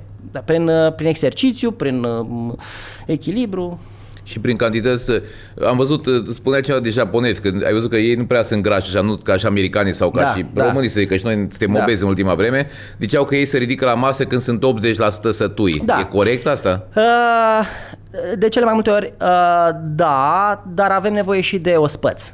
Avem nevoie să nu ne ridicăm chiar flămânzi tot timpul. Uneori da, de cele mai multe ori da și e bine ca de multe ori să ne ridicăm mai puțin sătui, nu de fiecare dată. De ce? Pentru că în natură noi de cele mai multe ori am mâncat pe nesăturate, pentru că n-am găsit tot timpul cantitatea suficientă. Găseai un cuibar de ou, mâncai 3 ouă, nu te săturai, ai flămând de o săptămână, dar ai găsit un fruct, un măr sau ceva, atât ai găsit, n-ai găsit tot copacul plin, că au fost alții înainte. Și mănânci pe ăla, alergi în continuare. Deci de cele mai multe ori am făcut foame și am fost nesătui și am căutat în continuare hrana. Uite, o vulpe, caută, am dat de multe ori exemplul ăsta, prinde un șoricel, dar nu se satură cu un șoricel. Dacă prinde o găină, face ospăț. Adică această practică este foarte bună, dar din când în când avem nevoie și de ospăț. Avem nevoie de giftuiala aia, dar din când în când, rar, da? ca să-i spui corpului, bă, totuși e ok, se mai găsește hrană pe planetă, nu fi așa de stresat. Asta e Giftuiala înseamnă, aoleu, ce vă doare burta cât am mâncat, nu mai pot. chiar nu mai ajunge. Giftuiala înseamnă să te simți... fac, știi? Păi da. Merg la all inclusiv sau asta, în fiecare zi aceeași poveste. Nu mai pot, mă doare burta, da. Dacă ar mânca mai conștient și ar mânca mai lent, pentru că, de ce să ajungi acolo? Pentru că mănânci repede și cu gândul în altă parte și până apucă substanța să ajungă din stomac în intestin și ajungă în sânge, să-ți transmite informația. Pentru că grăsimea trebuie să ajungă, grăsimile pe care le mâncăm noi nu se duc la ficat în prima fază, se duc din intestine, sunt absorbite prin sistemul limfatic și nu prin sistemul venei porte. Deci, hai să o iau așa 2-3 idei. Deci, ceea ce mâncăm noi, proteine, carbohidrați, grăsimi, vitamine, minerale, ele sunt absorbite în mare parte la nivelul intestinului. Proteinele și carbohidrații se duc la ficat, iar grăsimile prin sistemul venei porte, prin sistemul prin sânge, iar grăsimile se duc prin sistemul limfatic și se varsă apoi în sânge, dar șuntează ficatul. Da? După aia ajung din nou la ficat printr-un circuit mai amplu. Ei, când ajung grăsimile astea în sistemul limfatic și apoi se varsă în sânge, sângele devine mai viscos și el trimite semnale de sațietate. Ei, procesul ăsta durează puțin, așa încât atunci când te pui la masă, dacă stai și mănânci încet, mai o grăsime acolo, da? Ușor ajungi la gradul ăla de sațietate, dacă îți oferă gaz, și nu vei te mai giftui, pentru că dacă mănânci mult deodată, corpul încă nu știe, n-a primit semnalul, bă, stai puțin. Și aici e problema, că îți place și aia, da, poți să guși din toate, da? Dar de fapt, oferă-ți plăcerea gustului, tu nu mănânci că ai nevoie de energie, că ai energie, e mult acolo, se vede, da? Mănânci ca să-ți oferi și o plăcere și nevoie de aceste plăceri, dar nu întotdeauna, pentru că orice plăcere, cu cât e mai frecventă, cu atât nu-ți mai oferă acel grad de satisfacție. Și giftuiala la care mă refer eu înseamnă această producție de hormon de fericire, da? De sațietate, leptină, oxitocină. Oxitocina este și hormon de sațietate. Oxitocina, hormonul iubirii, are funcție de hormon de sațietate. Oamenii sunt, din cauza lipsei de dragoste, și aici poate să însemne orice, însingurarea, izolarea socială, faptul că nu mai ești cu prietenii, că toți stau în cubicle și nu mai interacționează, au deficit de oxitocină, au deficit de sațietate și atunci își compensează nevoia de sațietate cu celelalte, cu alimentele, cu excesele. Și atunci această giftuială de care avem, eu când zic așa, ajunge la acea sațietate înainte ca stomacul să explodeze. Gata, m-a săturat, nu? Da, și ajungi să te saturi, dar nu atunci când neapărat explodează stomacul. Dacă o faci așa ușor, puțin câte puțin. Da, oamenii trebuie să conștientizeze. Până la urmă, trăitul ăsta conștient, de fapt, dacă o stăm așa și o reducem toată discuția noastră la un sfat, să trăim conștient, adică ce fac în momentul de față, că mănânc, că fac sport, că muncesc, să o fac în prezent, adică să fiu conștient la ceea ce fac. Și echilibrat tot timpul, asta e foarte important, nu? Dar nu cu obsesie. Adică echilibru, sunt adeptul principiului moderației, inclusiv atunci când pun în aplicare acest principiu. Adică nu sunt moderat tot timpul, uneori mai permit să exagerez în stânga sau în dreapta, dar fiind conștient de acea exagerare, ca apoi să mă echilibrez. Pentru că sunt o altă categorie de oameni, perfecționiști, care totul e foarte calculat. Într-o oarecare măsură e bine, disciplina e bună, da, e necesară, dar să ne dăm voie puțin și la anumite derapaje, că asta ne umanizează. Omul nu e robot. Da? Omul trebuie să se simtă, să aibă și un anumit grad de variabilitate, de libertate, să se bucure și de... Poți să te bucuri de post. Uite, poți să faci un post de... Uite, încă n-am făcut și aș vrea să fac la un moment dat, dar trebuie să-mi iau acel răgaz, post de o săptămână. Cel mai mult am ținut 4 zile. Da? Eu 5. Așa. Și e o sărbătoare în sine. E un eveniment. Da, și te simți extraordinar. Deci a 5-a zi nu venea să mai apuc de mâncarea ta. Gândeam de limpede și eram de fericit și aveam o stare așa de happiness. Da, așa e. Am rămas uimit, știi? Pentru că la noi în legenda populară, bă, nu am mâncat 24 de ore, leșină, cade pe jos. Și acum când ați ținut post cu apă, și am pus pe TikTok, zicea, domnule, dar eu nu pot să țin post cu apă, că eu muncesc pe șantier, car mobilă, car saci, mă duc în agricultură. Vino cu mine să dai cu sapa ca să vezi tu. Să ia minerale. E vorba de lipsa de minerale, că atunci când nu mănânci, mineralele nu stau în corp așa, ele se duc în oase și în mușchi, da? Dar dacă tu muncești așa, se consumă, se pierd, transpiri, se duc și atunci bei o apă slabă. Care conține multe minerale, te ajută, nu? Te ajută, apa cu minerale te ajută. Dacă bei o apă slabă, apă chioară, apa de ce e chioară? Că chiorăști dacă nu... Deci poți să ții post cu apă, chiar dacă te duci pe șantier, cu condiția să iei vitamine care conțin minerale. Nu vitamine, mă refer aici la suplimente. Suplimente cu minerale. Vitamine, scuze, că vitamine nu care sunt să face confuzie, da. Nu, se face această confuzie, vitamine. Nu, suplimente cu minerale, cu săruri minerale, sare ca sarea, dar și potasiu. Deci suplimente cu potasiu sau sare de potasiu, așa e. Sunt și de alea mai sofisticate, cu 77 de minerale, cu microminerale, cu mangan, cu cupru, și alea sunt, de alea avem nevoie. Dar dacă ești atunci, nu ai apucat să-ți cumperi și sarea își face treaba. Mi-ai zis la început, când am zis că dietă prin fasting, că fastingul nu e dietă și foarte mulți confundăm, inclusiv eu confund fastingul cu dieta. Care e diferența între fasting și dieta? Dieta înseamnă că te duci la nutriționist și îți dă o schemă, îți dă un șablon și tu ești motivat că gata, te-ai pus pe dietă și respecti chestia aia. Doar că acel program, da, el ți-l dă dintr-un calculator, că asta cu tine să vadă ce nevoie ai. Nu e tailor-made. Wannabe. Pentru că n-are cum să-ți tailor-made partea psihologică. Acum, dacă e, mai e o ramură acum, psihonutriția, da, dacă vorbim de psihonutriție. Ce? Adică să vadă și cât de stresat ești, ce conflicte ai, ce-ți declanșează bulimia asta de... Da, dar e ceva mult mai complex și au apărut și da, dacă e vorba de asta să zicem. Dar în momentul în care îți prescrie o dietă, că ți-o prescrie de azi în viitor, da, atunci te înregimentează și cumva la un moment dat nu va mai răspunde simțurilor tale, poftelor tale. Băi, ai poftă, dar stai puțin că sunt la dietă, nu pot ai. Bun, ok, reziști o zi, două poftelor. De fiecare dată când rezistăm poftelor, simți ceva, dar nu poți pentru că trebuie să respecti. De fiecare dată scade nivelul energetic, la nivel psihologic. De ce? Fiecare reprimare, fiecare înfrânare, fiecare luptă cu simțurile îți scade nivelul de vibrație, ca să zic așa. Și azi așa, mâine așa, pe mâine așa, la un moment dat n-ai să mai reziști, să te înfrânezi, da? Eu am altă abordare. Nu de azi încolo, ci să știu ce am făcut până azi, un fel de jurnal. Băi, mănânc ce vreau conform simțurilor, dar sunt conștient, îmi notez. Băi, am mâncat somon luna asta. Și acum dacă stau să mă gândesc, am mâncat o singură dată. Am mâncat ficat de vită?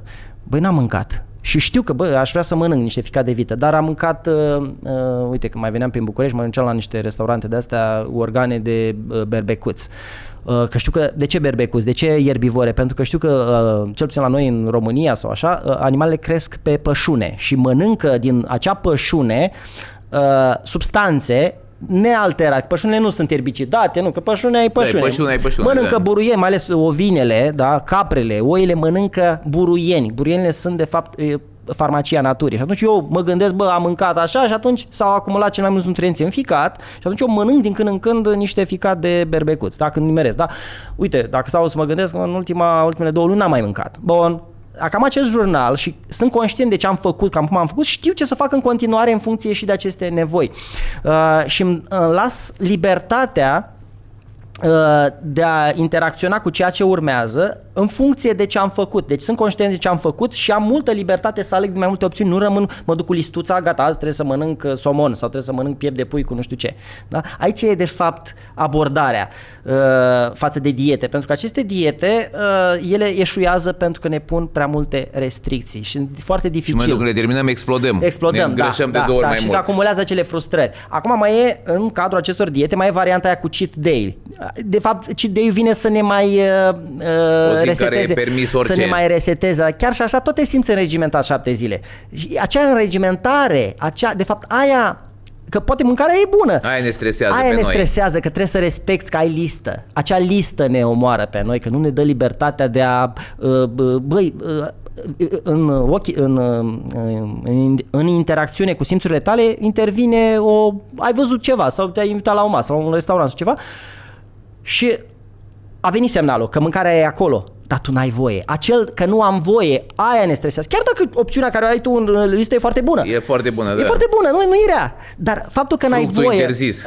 Exact chestia aia. Și e foarte în viața noastră zi cu zi, că te duci, te întâlnești cu oamenii, stai puțin că aici, de asta eșuează dietele. Aici, pentru că ne stresează foarte mult, iar stresul dietei produce cortizol, produce zahăr, produce grăsime și ne îngrășăm de la stresul dietei.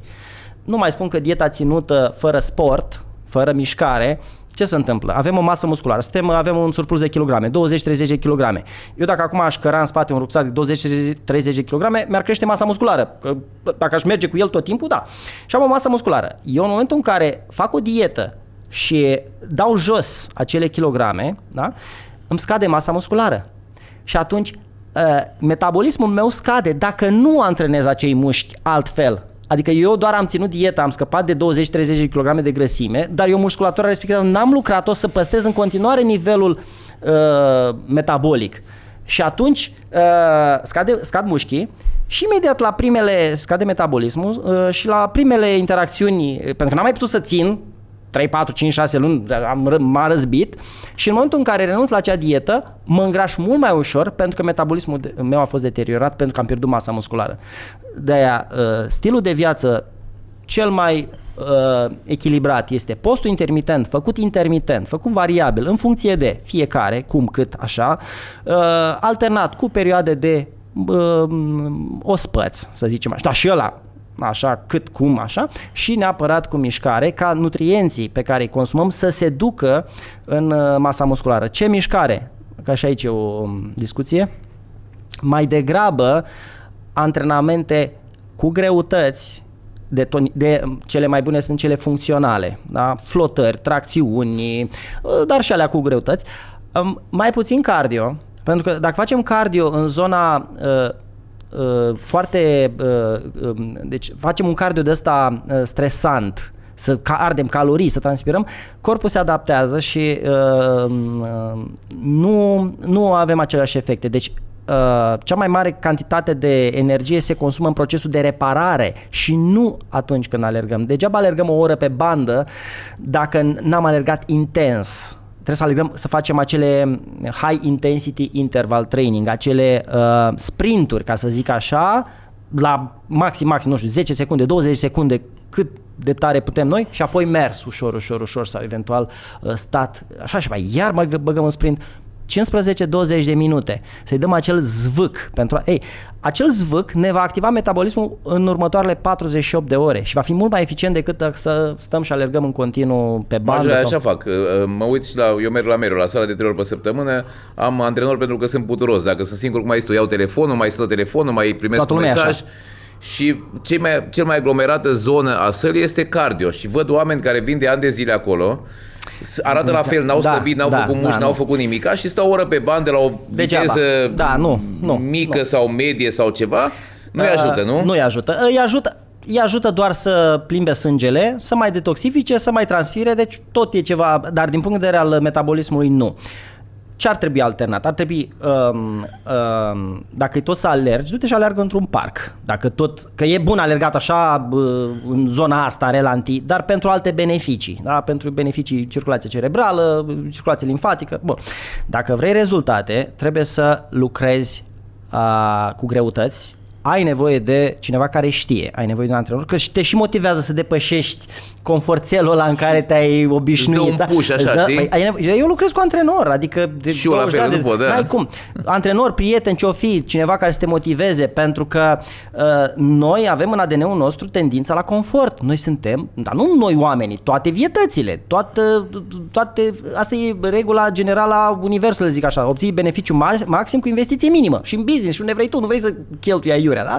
Cât mai puțin input pentru maximum de output. Asta e... Bun.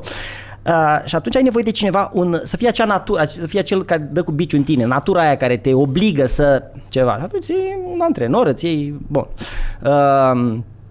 Foarte puțini oameni sunt cei foarte motivați, cei disciplinați care se pot... Eu am și momente când sunt singur și atunci mă antrenez, dar am deja format chestia asta. Cine nu are format are nevoie de un ajutor. Deci antrenamente cu greutăți, dar nu doar mișcări izolate, nu doar biceps. Da? faci o tracțiune, nu poți, folosești un aparat ca să te ajute, să te ajute antrenorul puțin, faci flotări, dar nu doar de alea simple, mai faci într-o mână, deci trebuie să variem foarte mult, corpul să vină funcțional, avem nevoie să lucrăm lanțurile kinetice, deci structuri, da, nu doar mișcări izolate.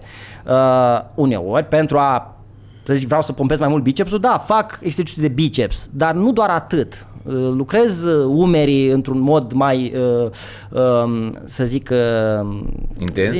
Mai intens, dar limitat așa. Dar am nevoie și de mișcări variabile, da? Pentru că mușchii ăștia nu sunt doar segmente așa, ei sunt prinși într-un angrenaj, sunt tot felul de legături. Aici eu văd acești oameni, văd că vin și fac același lucru și nu au rezultate, pentru că se limitează, pentru că tot în confort stau și pentru că mintea lor tot în altă parte e și nu e acolo exercițiu.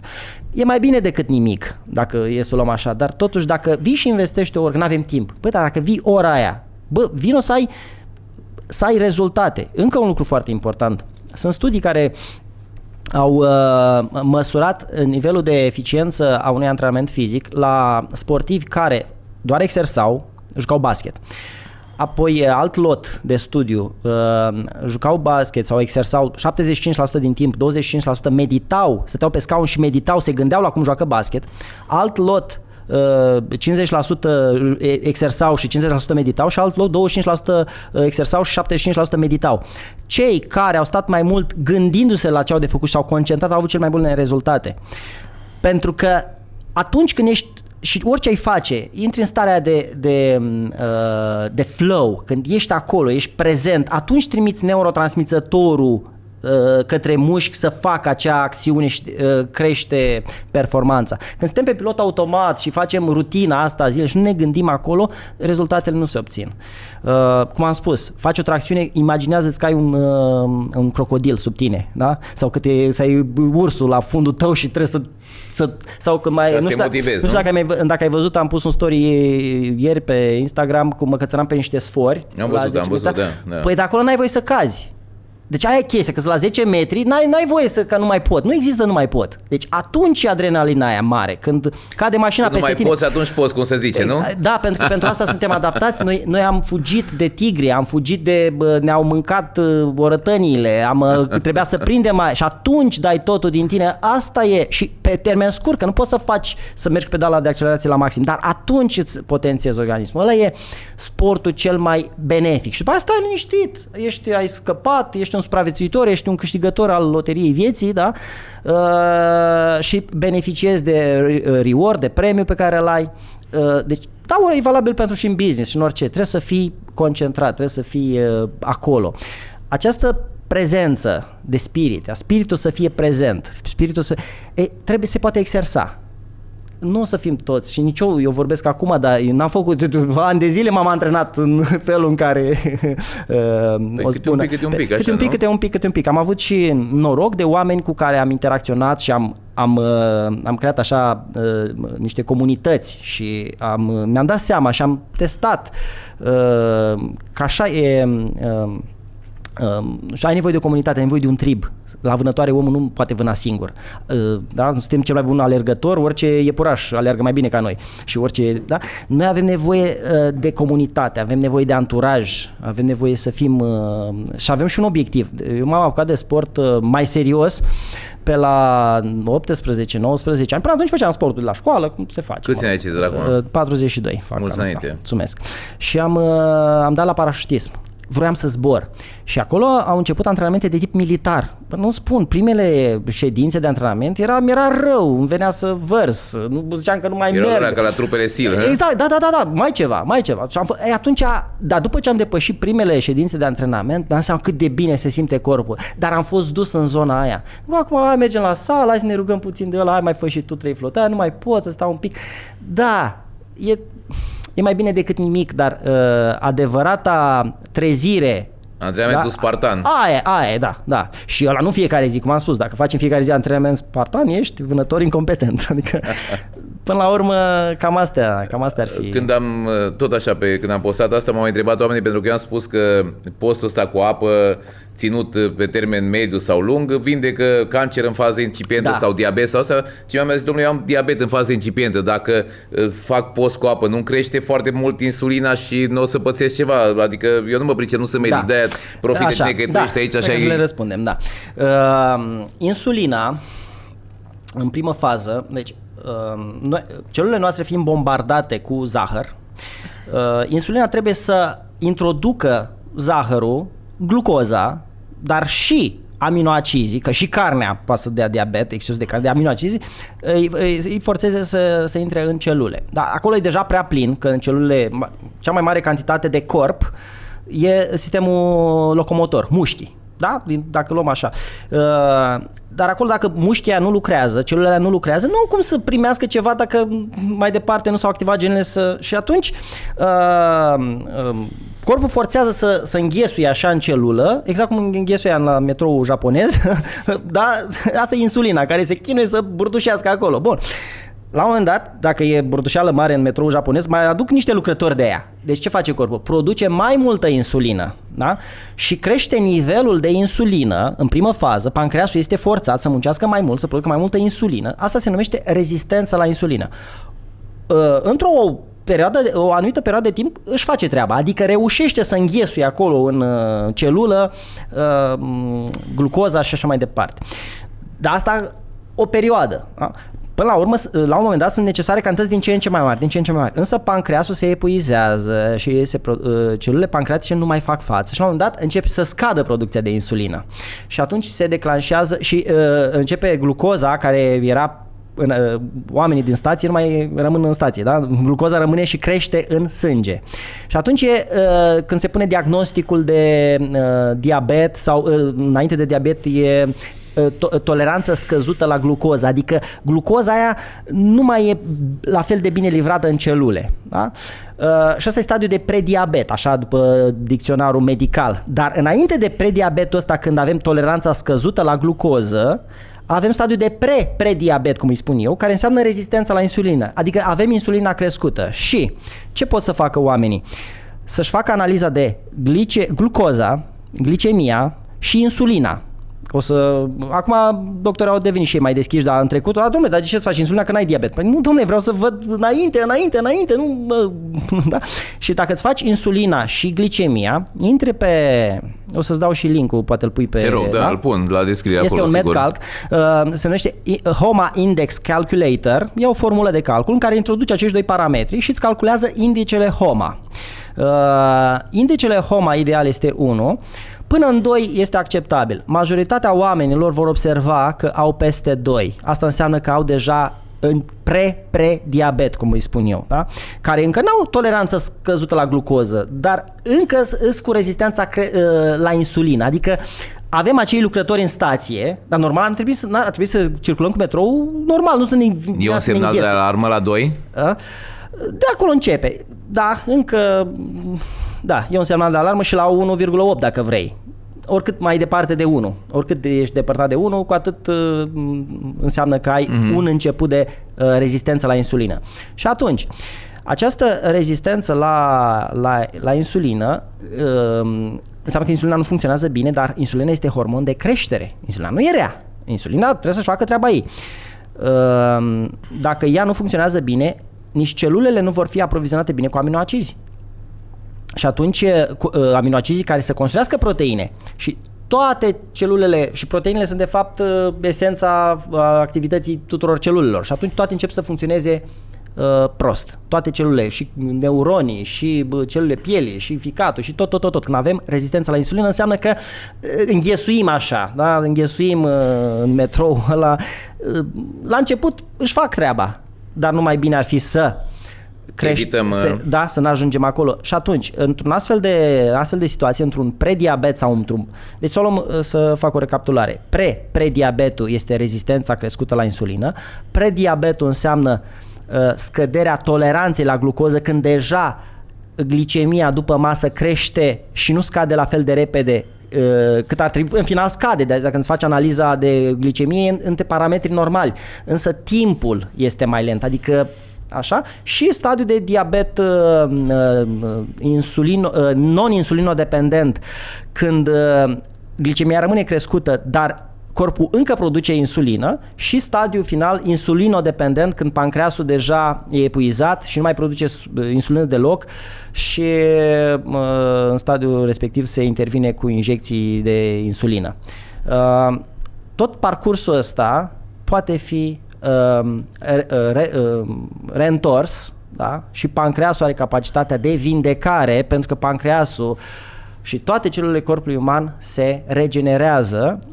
Sunt două excepții aici.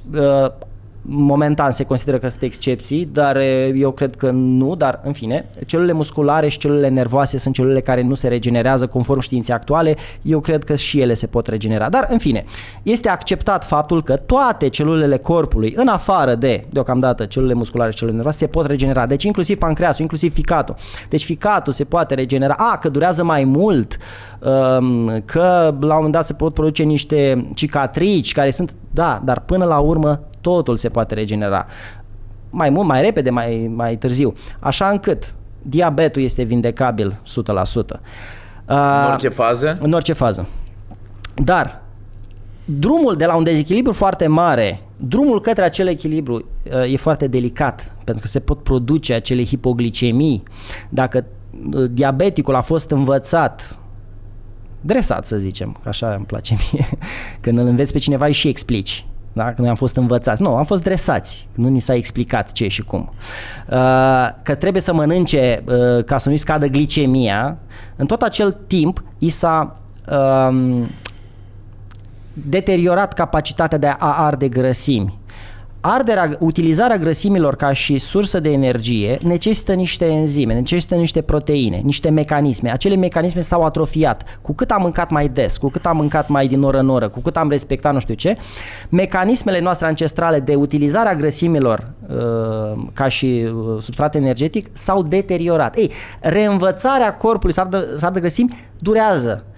Dar în toată această perioadă, dacă tu nu mănânci, faci un post mai lung, dar tu nici încă nu te-ai apucat să arzi suficiente grăsimi, că mecanismele alea încă nu sunt bine antrenate, s-ar putea să intri în perioada de hipoglicemie și să faci acele crize de hipoglicemie, și de aia e delicat, e poate periculos pentru diabetul foarte avansat să facă aceste posturi dacă nu e supravegheat.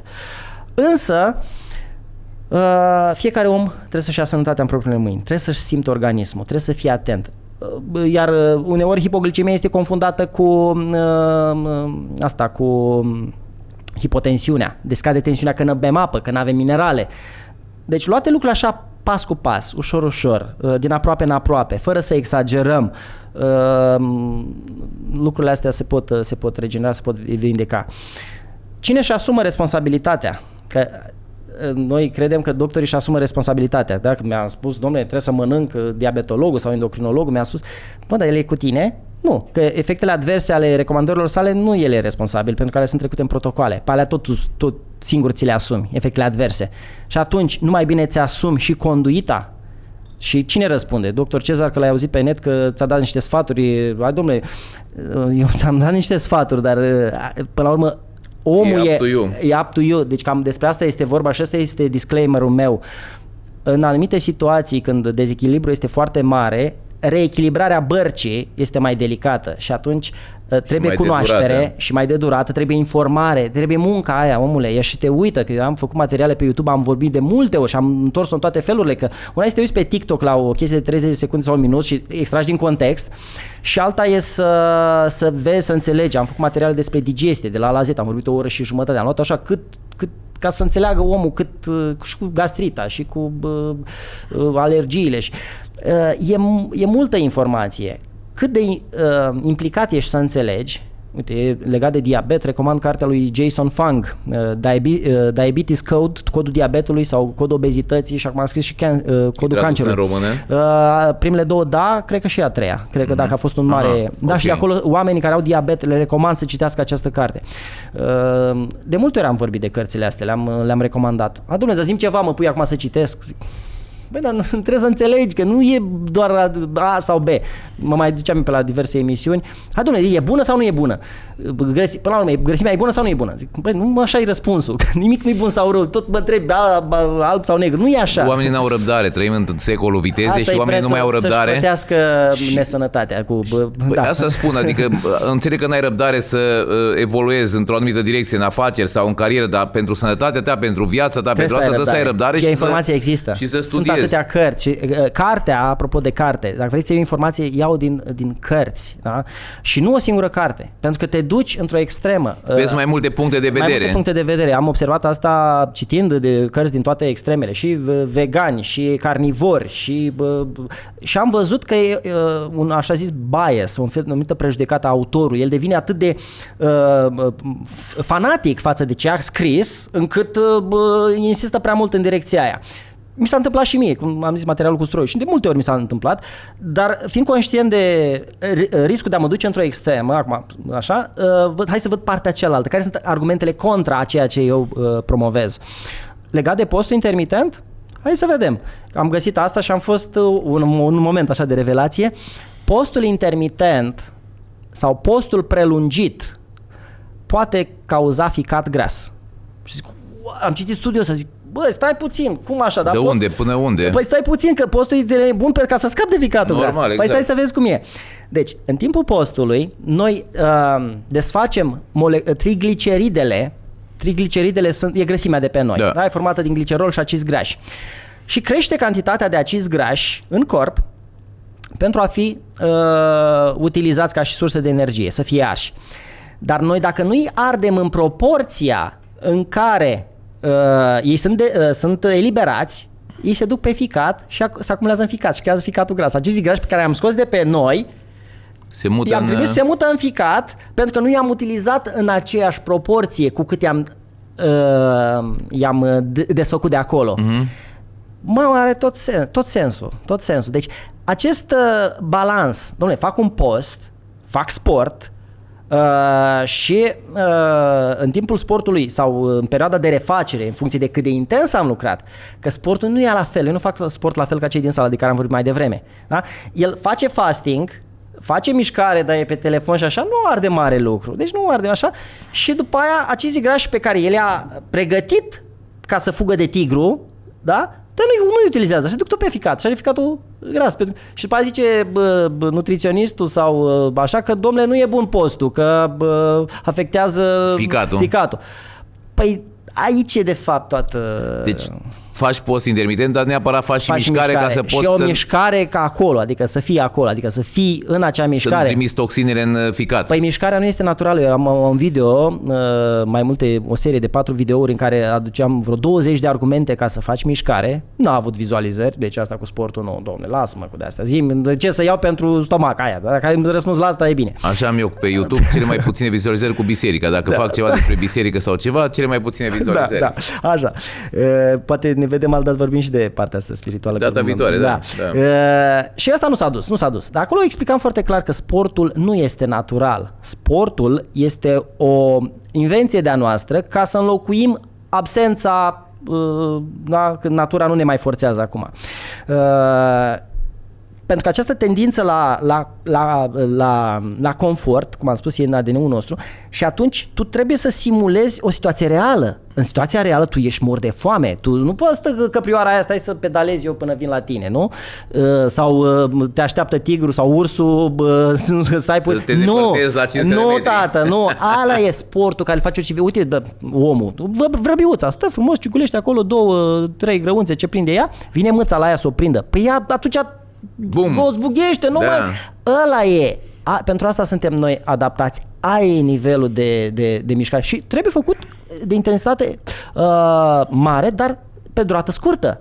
Noi nu putem alerga în sprint nu știu câte minute, 10 secunde, 20, atât e suficient ca să scăpăm dintr-o situație. Și după aia, după ce am prins căprioarul și cărăm în spate. Deci și facem și efort de ăsta de anduranță, greu, că trebuie să cărăm vânatul. Da. Uite, filmul Apocalipto, nu știu dacă l-ai văzut. Da? Ce fă? Să prindă mistrețul ăla și după aia hai să cărăm, să nu știu ce. Exact, cam așa ar trebui noi să alternăm sprintul, high intensity-ul cu forța, cu împinsul, cu toate astea așa într-un echilibru și valabil pentru când mai e timp și mai bine la viitoare în București, vreau să facem un live ca să și ne întrebe oamenii în direct. Da. Și e foarte, am văzut că e foarte de succes un live, așa, mai ales cu oameni ca tine care răspund concret la întrebări și mai făceam și o live, dar de multe ori la mine pe canal se repetă de multe ori aceleași întrebări, iar eu în momentul de față sunt în proces de învățare, eu studiez foarte mult și celelalte organe și sisteme, pentru că am luat fiziologia, cap-coadă și am ajuns așa, dintr-o 1000 și ceva de pagini am ajuns pe la 500-600, dar mai am mult și vreau să vin cu materiale noi. Eu nu știu cum ai tu timp, că te activități aici, așa e incredibil cât... Nu știu, asta e dopamina mea de fapt, asta este drogul meu. Deci pentru mine curiozitatea pe care mi-o hrănesc cu aceste informații, asta e, până la urmă, asta a devenit... Cu cât cercetezi mai mult, cu atât îți dai seama că știi mai puțin și vrei și mai mult și mai mult și mai mult și mai mult. Și îmi place foarte mult, îmi place ceea ce fac și asta e jucăria mea. Deci sunt ca un copil într-un magazin de jucării, toate sunt fascinante. Și vrei să le încerci toate mașinuțele. Dar și cu răbdare, atenție, pentru că aș putea fi obsedat, dar sunt totuși conștient că călătoria are și trebuie să aibă o anumită cadență, pentru că dacă gata de mâine vreau să le știu pe toate, asta m-ar duce într-un surmenaj și simt uneori că sunt surmenaj și mai iau o pauză. De-aia nici nu am o rutină în a posta. YouTuberi, influenceri, toți trebuie să posteze luni la ora 6. Nu, eu postez când vreau, când simt, când nu sunt angajatul YouTube-ului. Și eu să fel, da. Deci, studiez acum cum să cresc pe YouTube, când nu știu ce, pe TikTok. M-am angajat la TikTok și la YouTube, eu am plecat din spital ca să fiu om liber și acum sunt sclavul unui sistem că trebuie să respect niște norme, dar măi doare de algoritmilor, treaba lor. Dacă îmi place și fac ceea ce simt bine, dacă nu mă interesează de nimic, că să uită, nu să uită, treaba lor, că nu ce fac. Nu poți să-i bagi în buzunar sau Făcusem la început chestia asta și am disperat că nu postați. Până la urmă, eu, om liber, antreprenor, care fac ce vreau când simt că nu știu ce, cu o anumită disciplină, care este necesară într-o oarecare măsură, dar până la urmă devin, cum se cheamă, mai înregimentat decât erai înainte. Decât eram înainte, stați ușor. Da, știu mai mult de învățat, e frumoasă călătoria, mă bucur. Stau uneori când lucrez la un material pentru tiroidă, că am făcut material complex și încă nu e, abia doar 40% am scris din el, am stat o lună de zile și materialul a plecat de la o întrebare.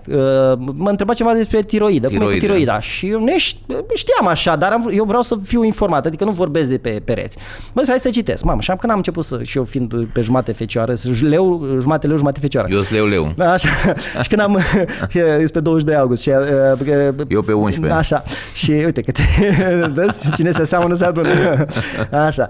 Și am început să intru în subiect și am văzut de fapt că hormonii tiroideni se activează la nivelul celulelor și câte fascinante sunt acele reacții și am zis, trebuie să cunosc asta.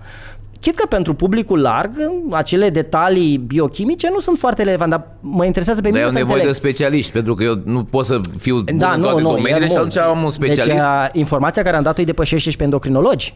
Deci detalii care eu nu le-am găsit doar în cartea de fiziologie, le-am luat din toate le-ai pus împreună. Și le-am pus împreună și mi-am dat seama că cei care au probleme cu tiroida și se duc doar pe hormonul, să ia hormon de substituție, dar nu au grijă să-i activeze la nivel celular, nu rezolvă mare lucru. Și doar medicina convențională atâta. Ai probleme cu tiroida, ia de aici niște hormoni și gata. Nu e așa. Da, nu este așa. E mai complicat. Eu vreau să înțeleg și e fascinant pentru mine. Aici e curiozitatea mea, asta e, cum se cheamă, eu nici nu prea consum foarte mult TikTok, Instagram, chiar stau mult mai, dacă mă uit la așa, nu știu dacă stau o oră pe toate astea, așa din când în când, ca să mă mai urmăresc eu niște canale. Eu mai mult stau și citesc informația de la sursă ca să o am cap-coadă, că altfel mă zăpăcește. Nu am, dacă aș sta să mă uit la toate, nu învățăm nimic. Noi învățăm când urmărim un subiect cât de cât coerent, de la A la Z și cam asta intenționez eu să fac pe platformele mele. Acum, pe astea scurte sunt așa, luate bucăți, tăiate, dar cei care vor să urmărească niște subiecte Pe YouTube, da, și materialele făcute cap-coadă. Acolo pe YouTube am pus și interviuri și am văzut și acolo cam păstrez așa cât de cât, dar într-un interviu, și acum am vorbit de toate, da? Eu recomand de multe luni de zile sau peste un an de zile canalul tău de YouTube, pentru că sunt informații foarte, foarte valoroase și se vede că ești foarte documentat și ai argumente, asta e foarte important, că mulți zic așa, recomandă ceva, dar n-au niciun fel de argument în spate. Tu vii cu argumente clare și... Mie îmi place eu pentru mine le fac în primul rând, că acum vreau să fiu ipocrit. Eu sunt interesat de longevitate, sunt interesat de sănătate, sunt interesat, mie îmi place viața asta, știu că putem trăi mult mai mult, putem fi mult mai sănătoși. Cât ar trebui să trăiască un om dacă ar respecta absolut toate condițiile de sănătate? Dacă ne uităm în Biblie, vedem că potențialul este mult mai mare. Cel puțin în momentul de față, așa fără prea mari intervenții, 140-150 de ani, generațiile noastre care se trezesc și încep de pe acum. Cei care au ajuns la 120 sau cât e record, 125, au ajuns așa, empiric, fără prea mari, dar noi, eu știu, fără prea multe cunoștințe. Am văzut că e o zonă în Pakistan unde oamenii trăiesc 130-140 la înălțime, mănâncă multe caise, am văzut, chiar vreau să ajung acolo să fac un vlog, știi? Dar cu cunoașterea care o avem în momentul de față și sunt cercetători, cum e Sinclair cu Lifespan, dacă n-ai citit, îți recomand cartea asta, și, mă rog, studiile lui și sunt mulți alții, biohackeri, cumva. Uite, munca fizică e muncă fizică, dar fitness-ul, tunat așa cât trebuie, cum trebuie, e mult mai benefic pentru a, să zic așa, a augmenta acest corp. Să-i dai mineralele care îi trebuie cât trebuie, să-i dai vitaminele care trebuie cât trebuie, să-i dai sportul cât trebuie, da? Ei, noi avem acces la astfel de informații și putem să ne prelungim viața mult peste 140-150. Voi fi mai credibil atunci. Acum, deocamdată, doar vorbesc. Păi pe la 120. Da, să ne vedem sănătoși și domn doctor, care-i secretul? Stați să vă povestesc. Atunci, da, vă rog să mă credeți. Până atunci cercetăm, săpăm, ne facem datoria. Acum, fatalitatea poate să fie și mâine. Normal. Că nu există niște reguli ale universului pe care nu le controlăm.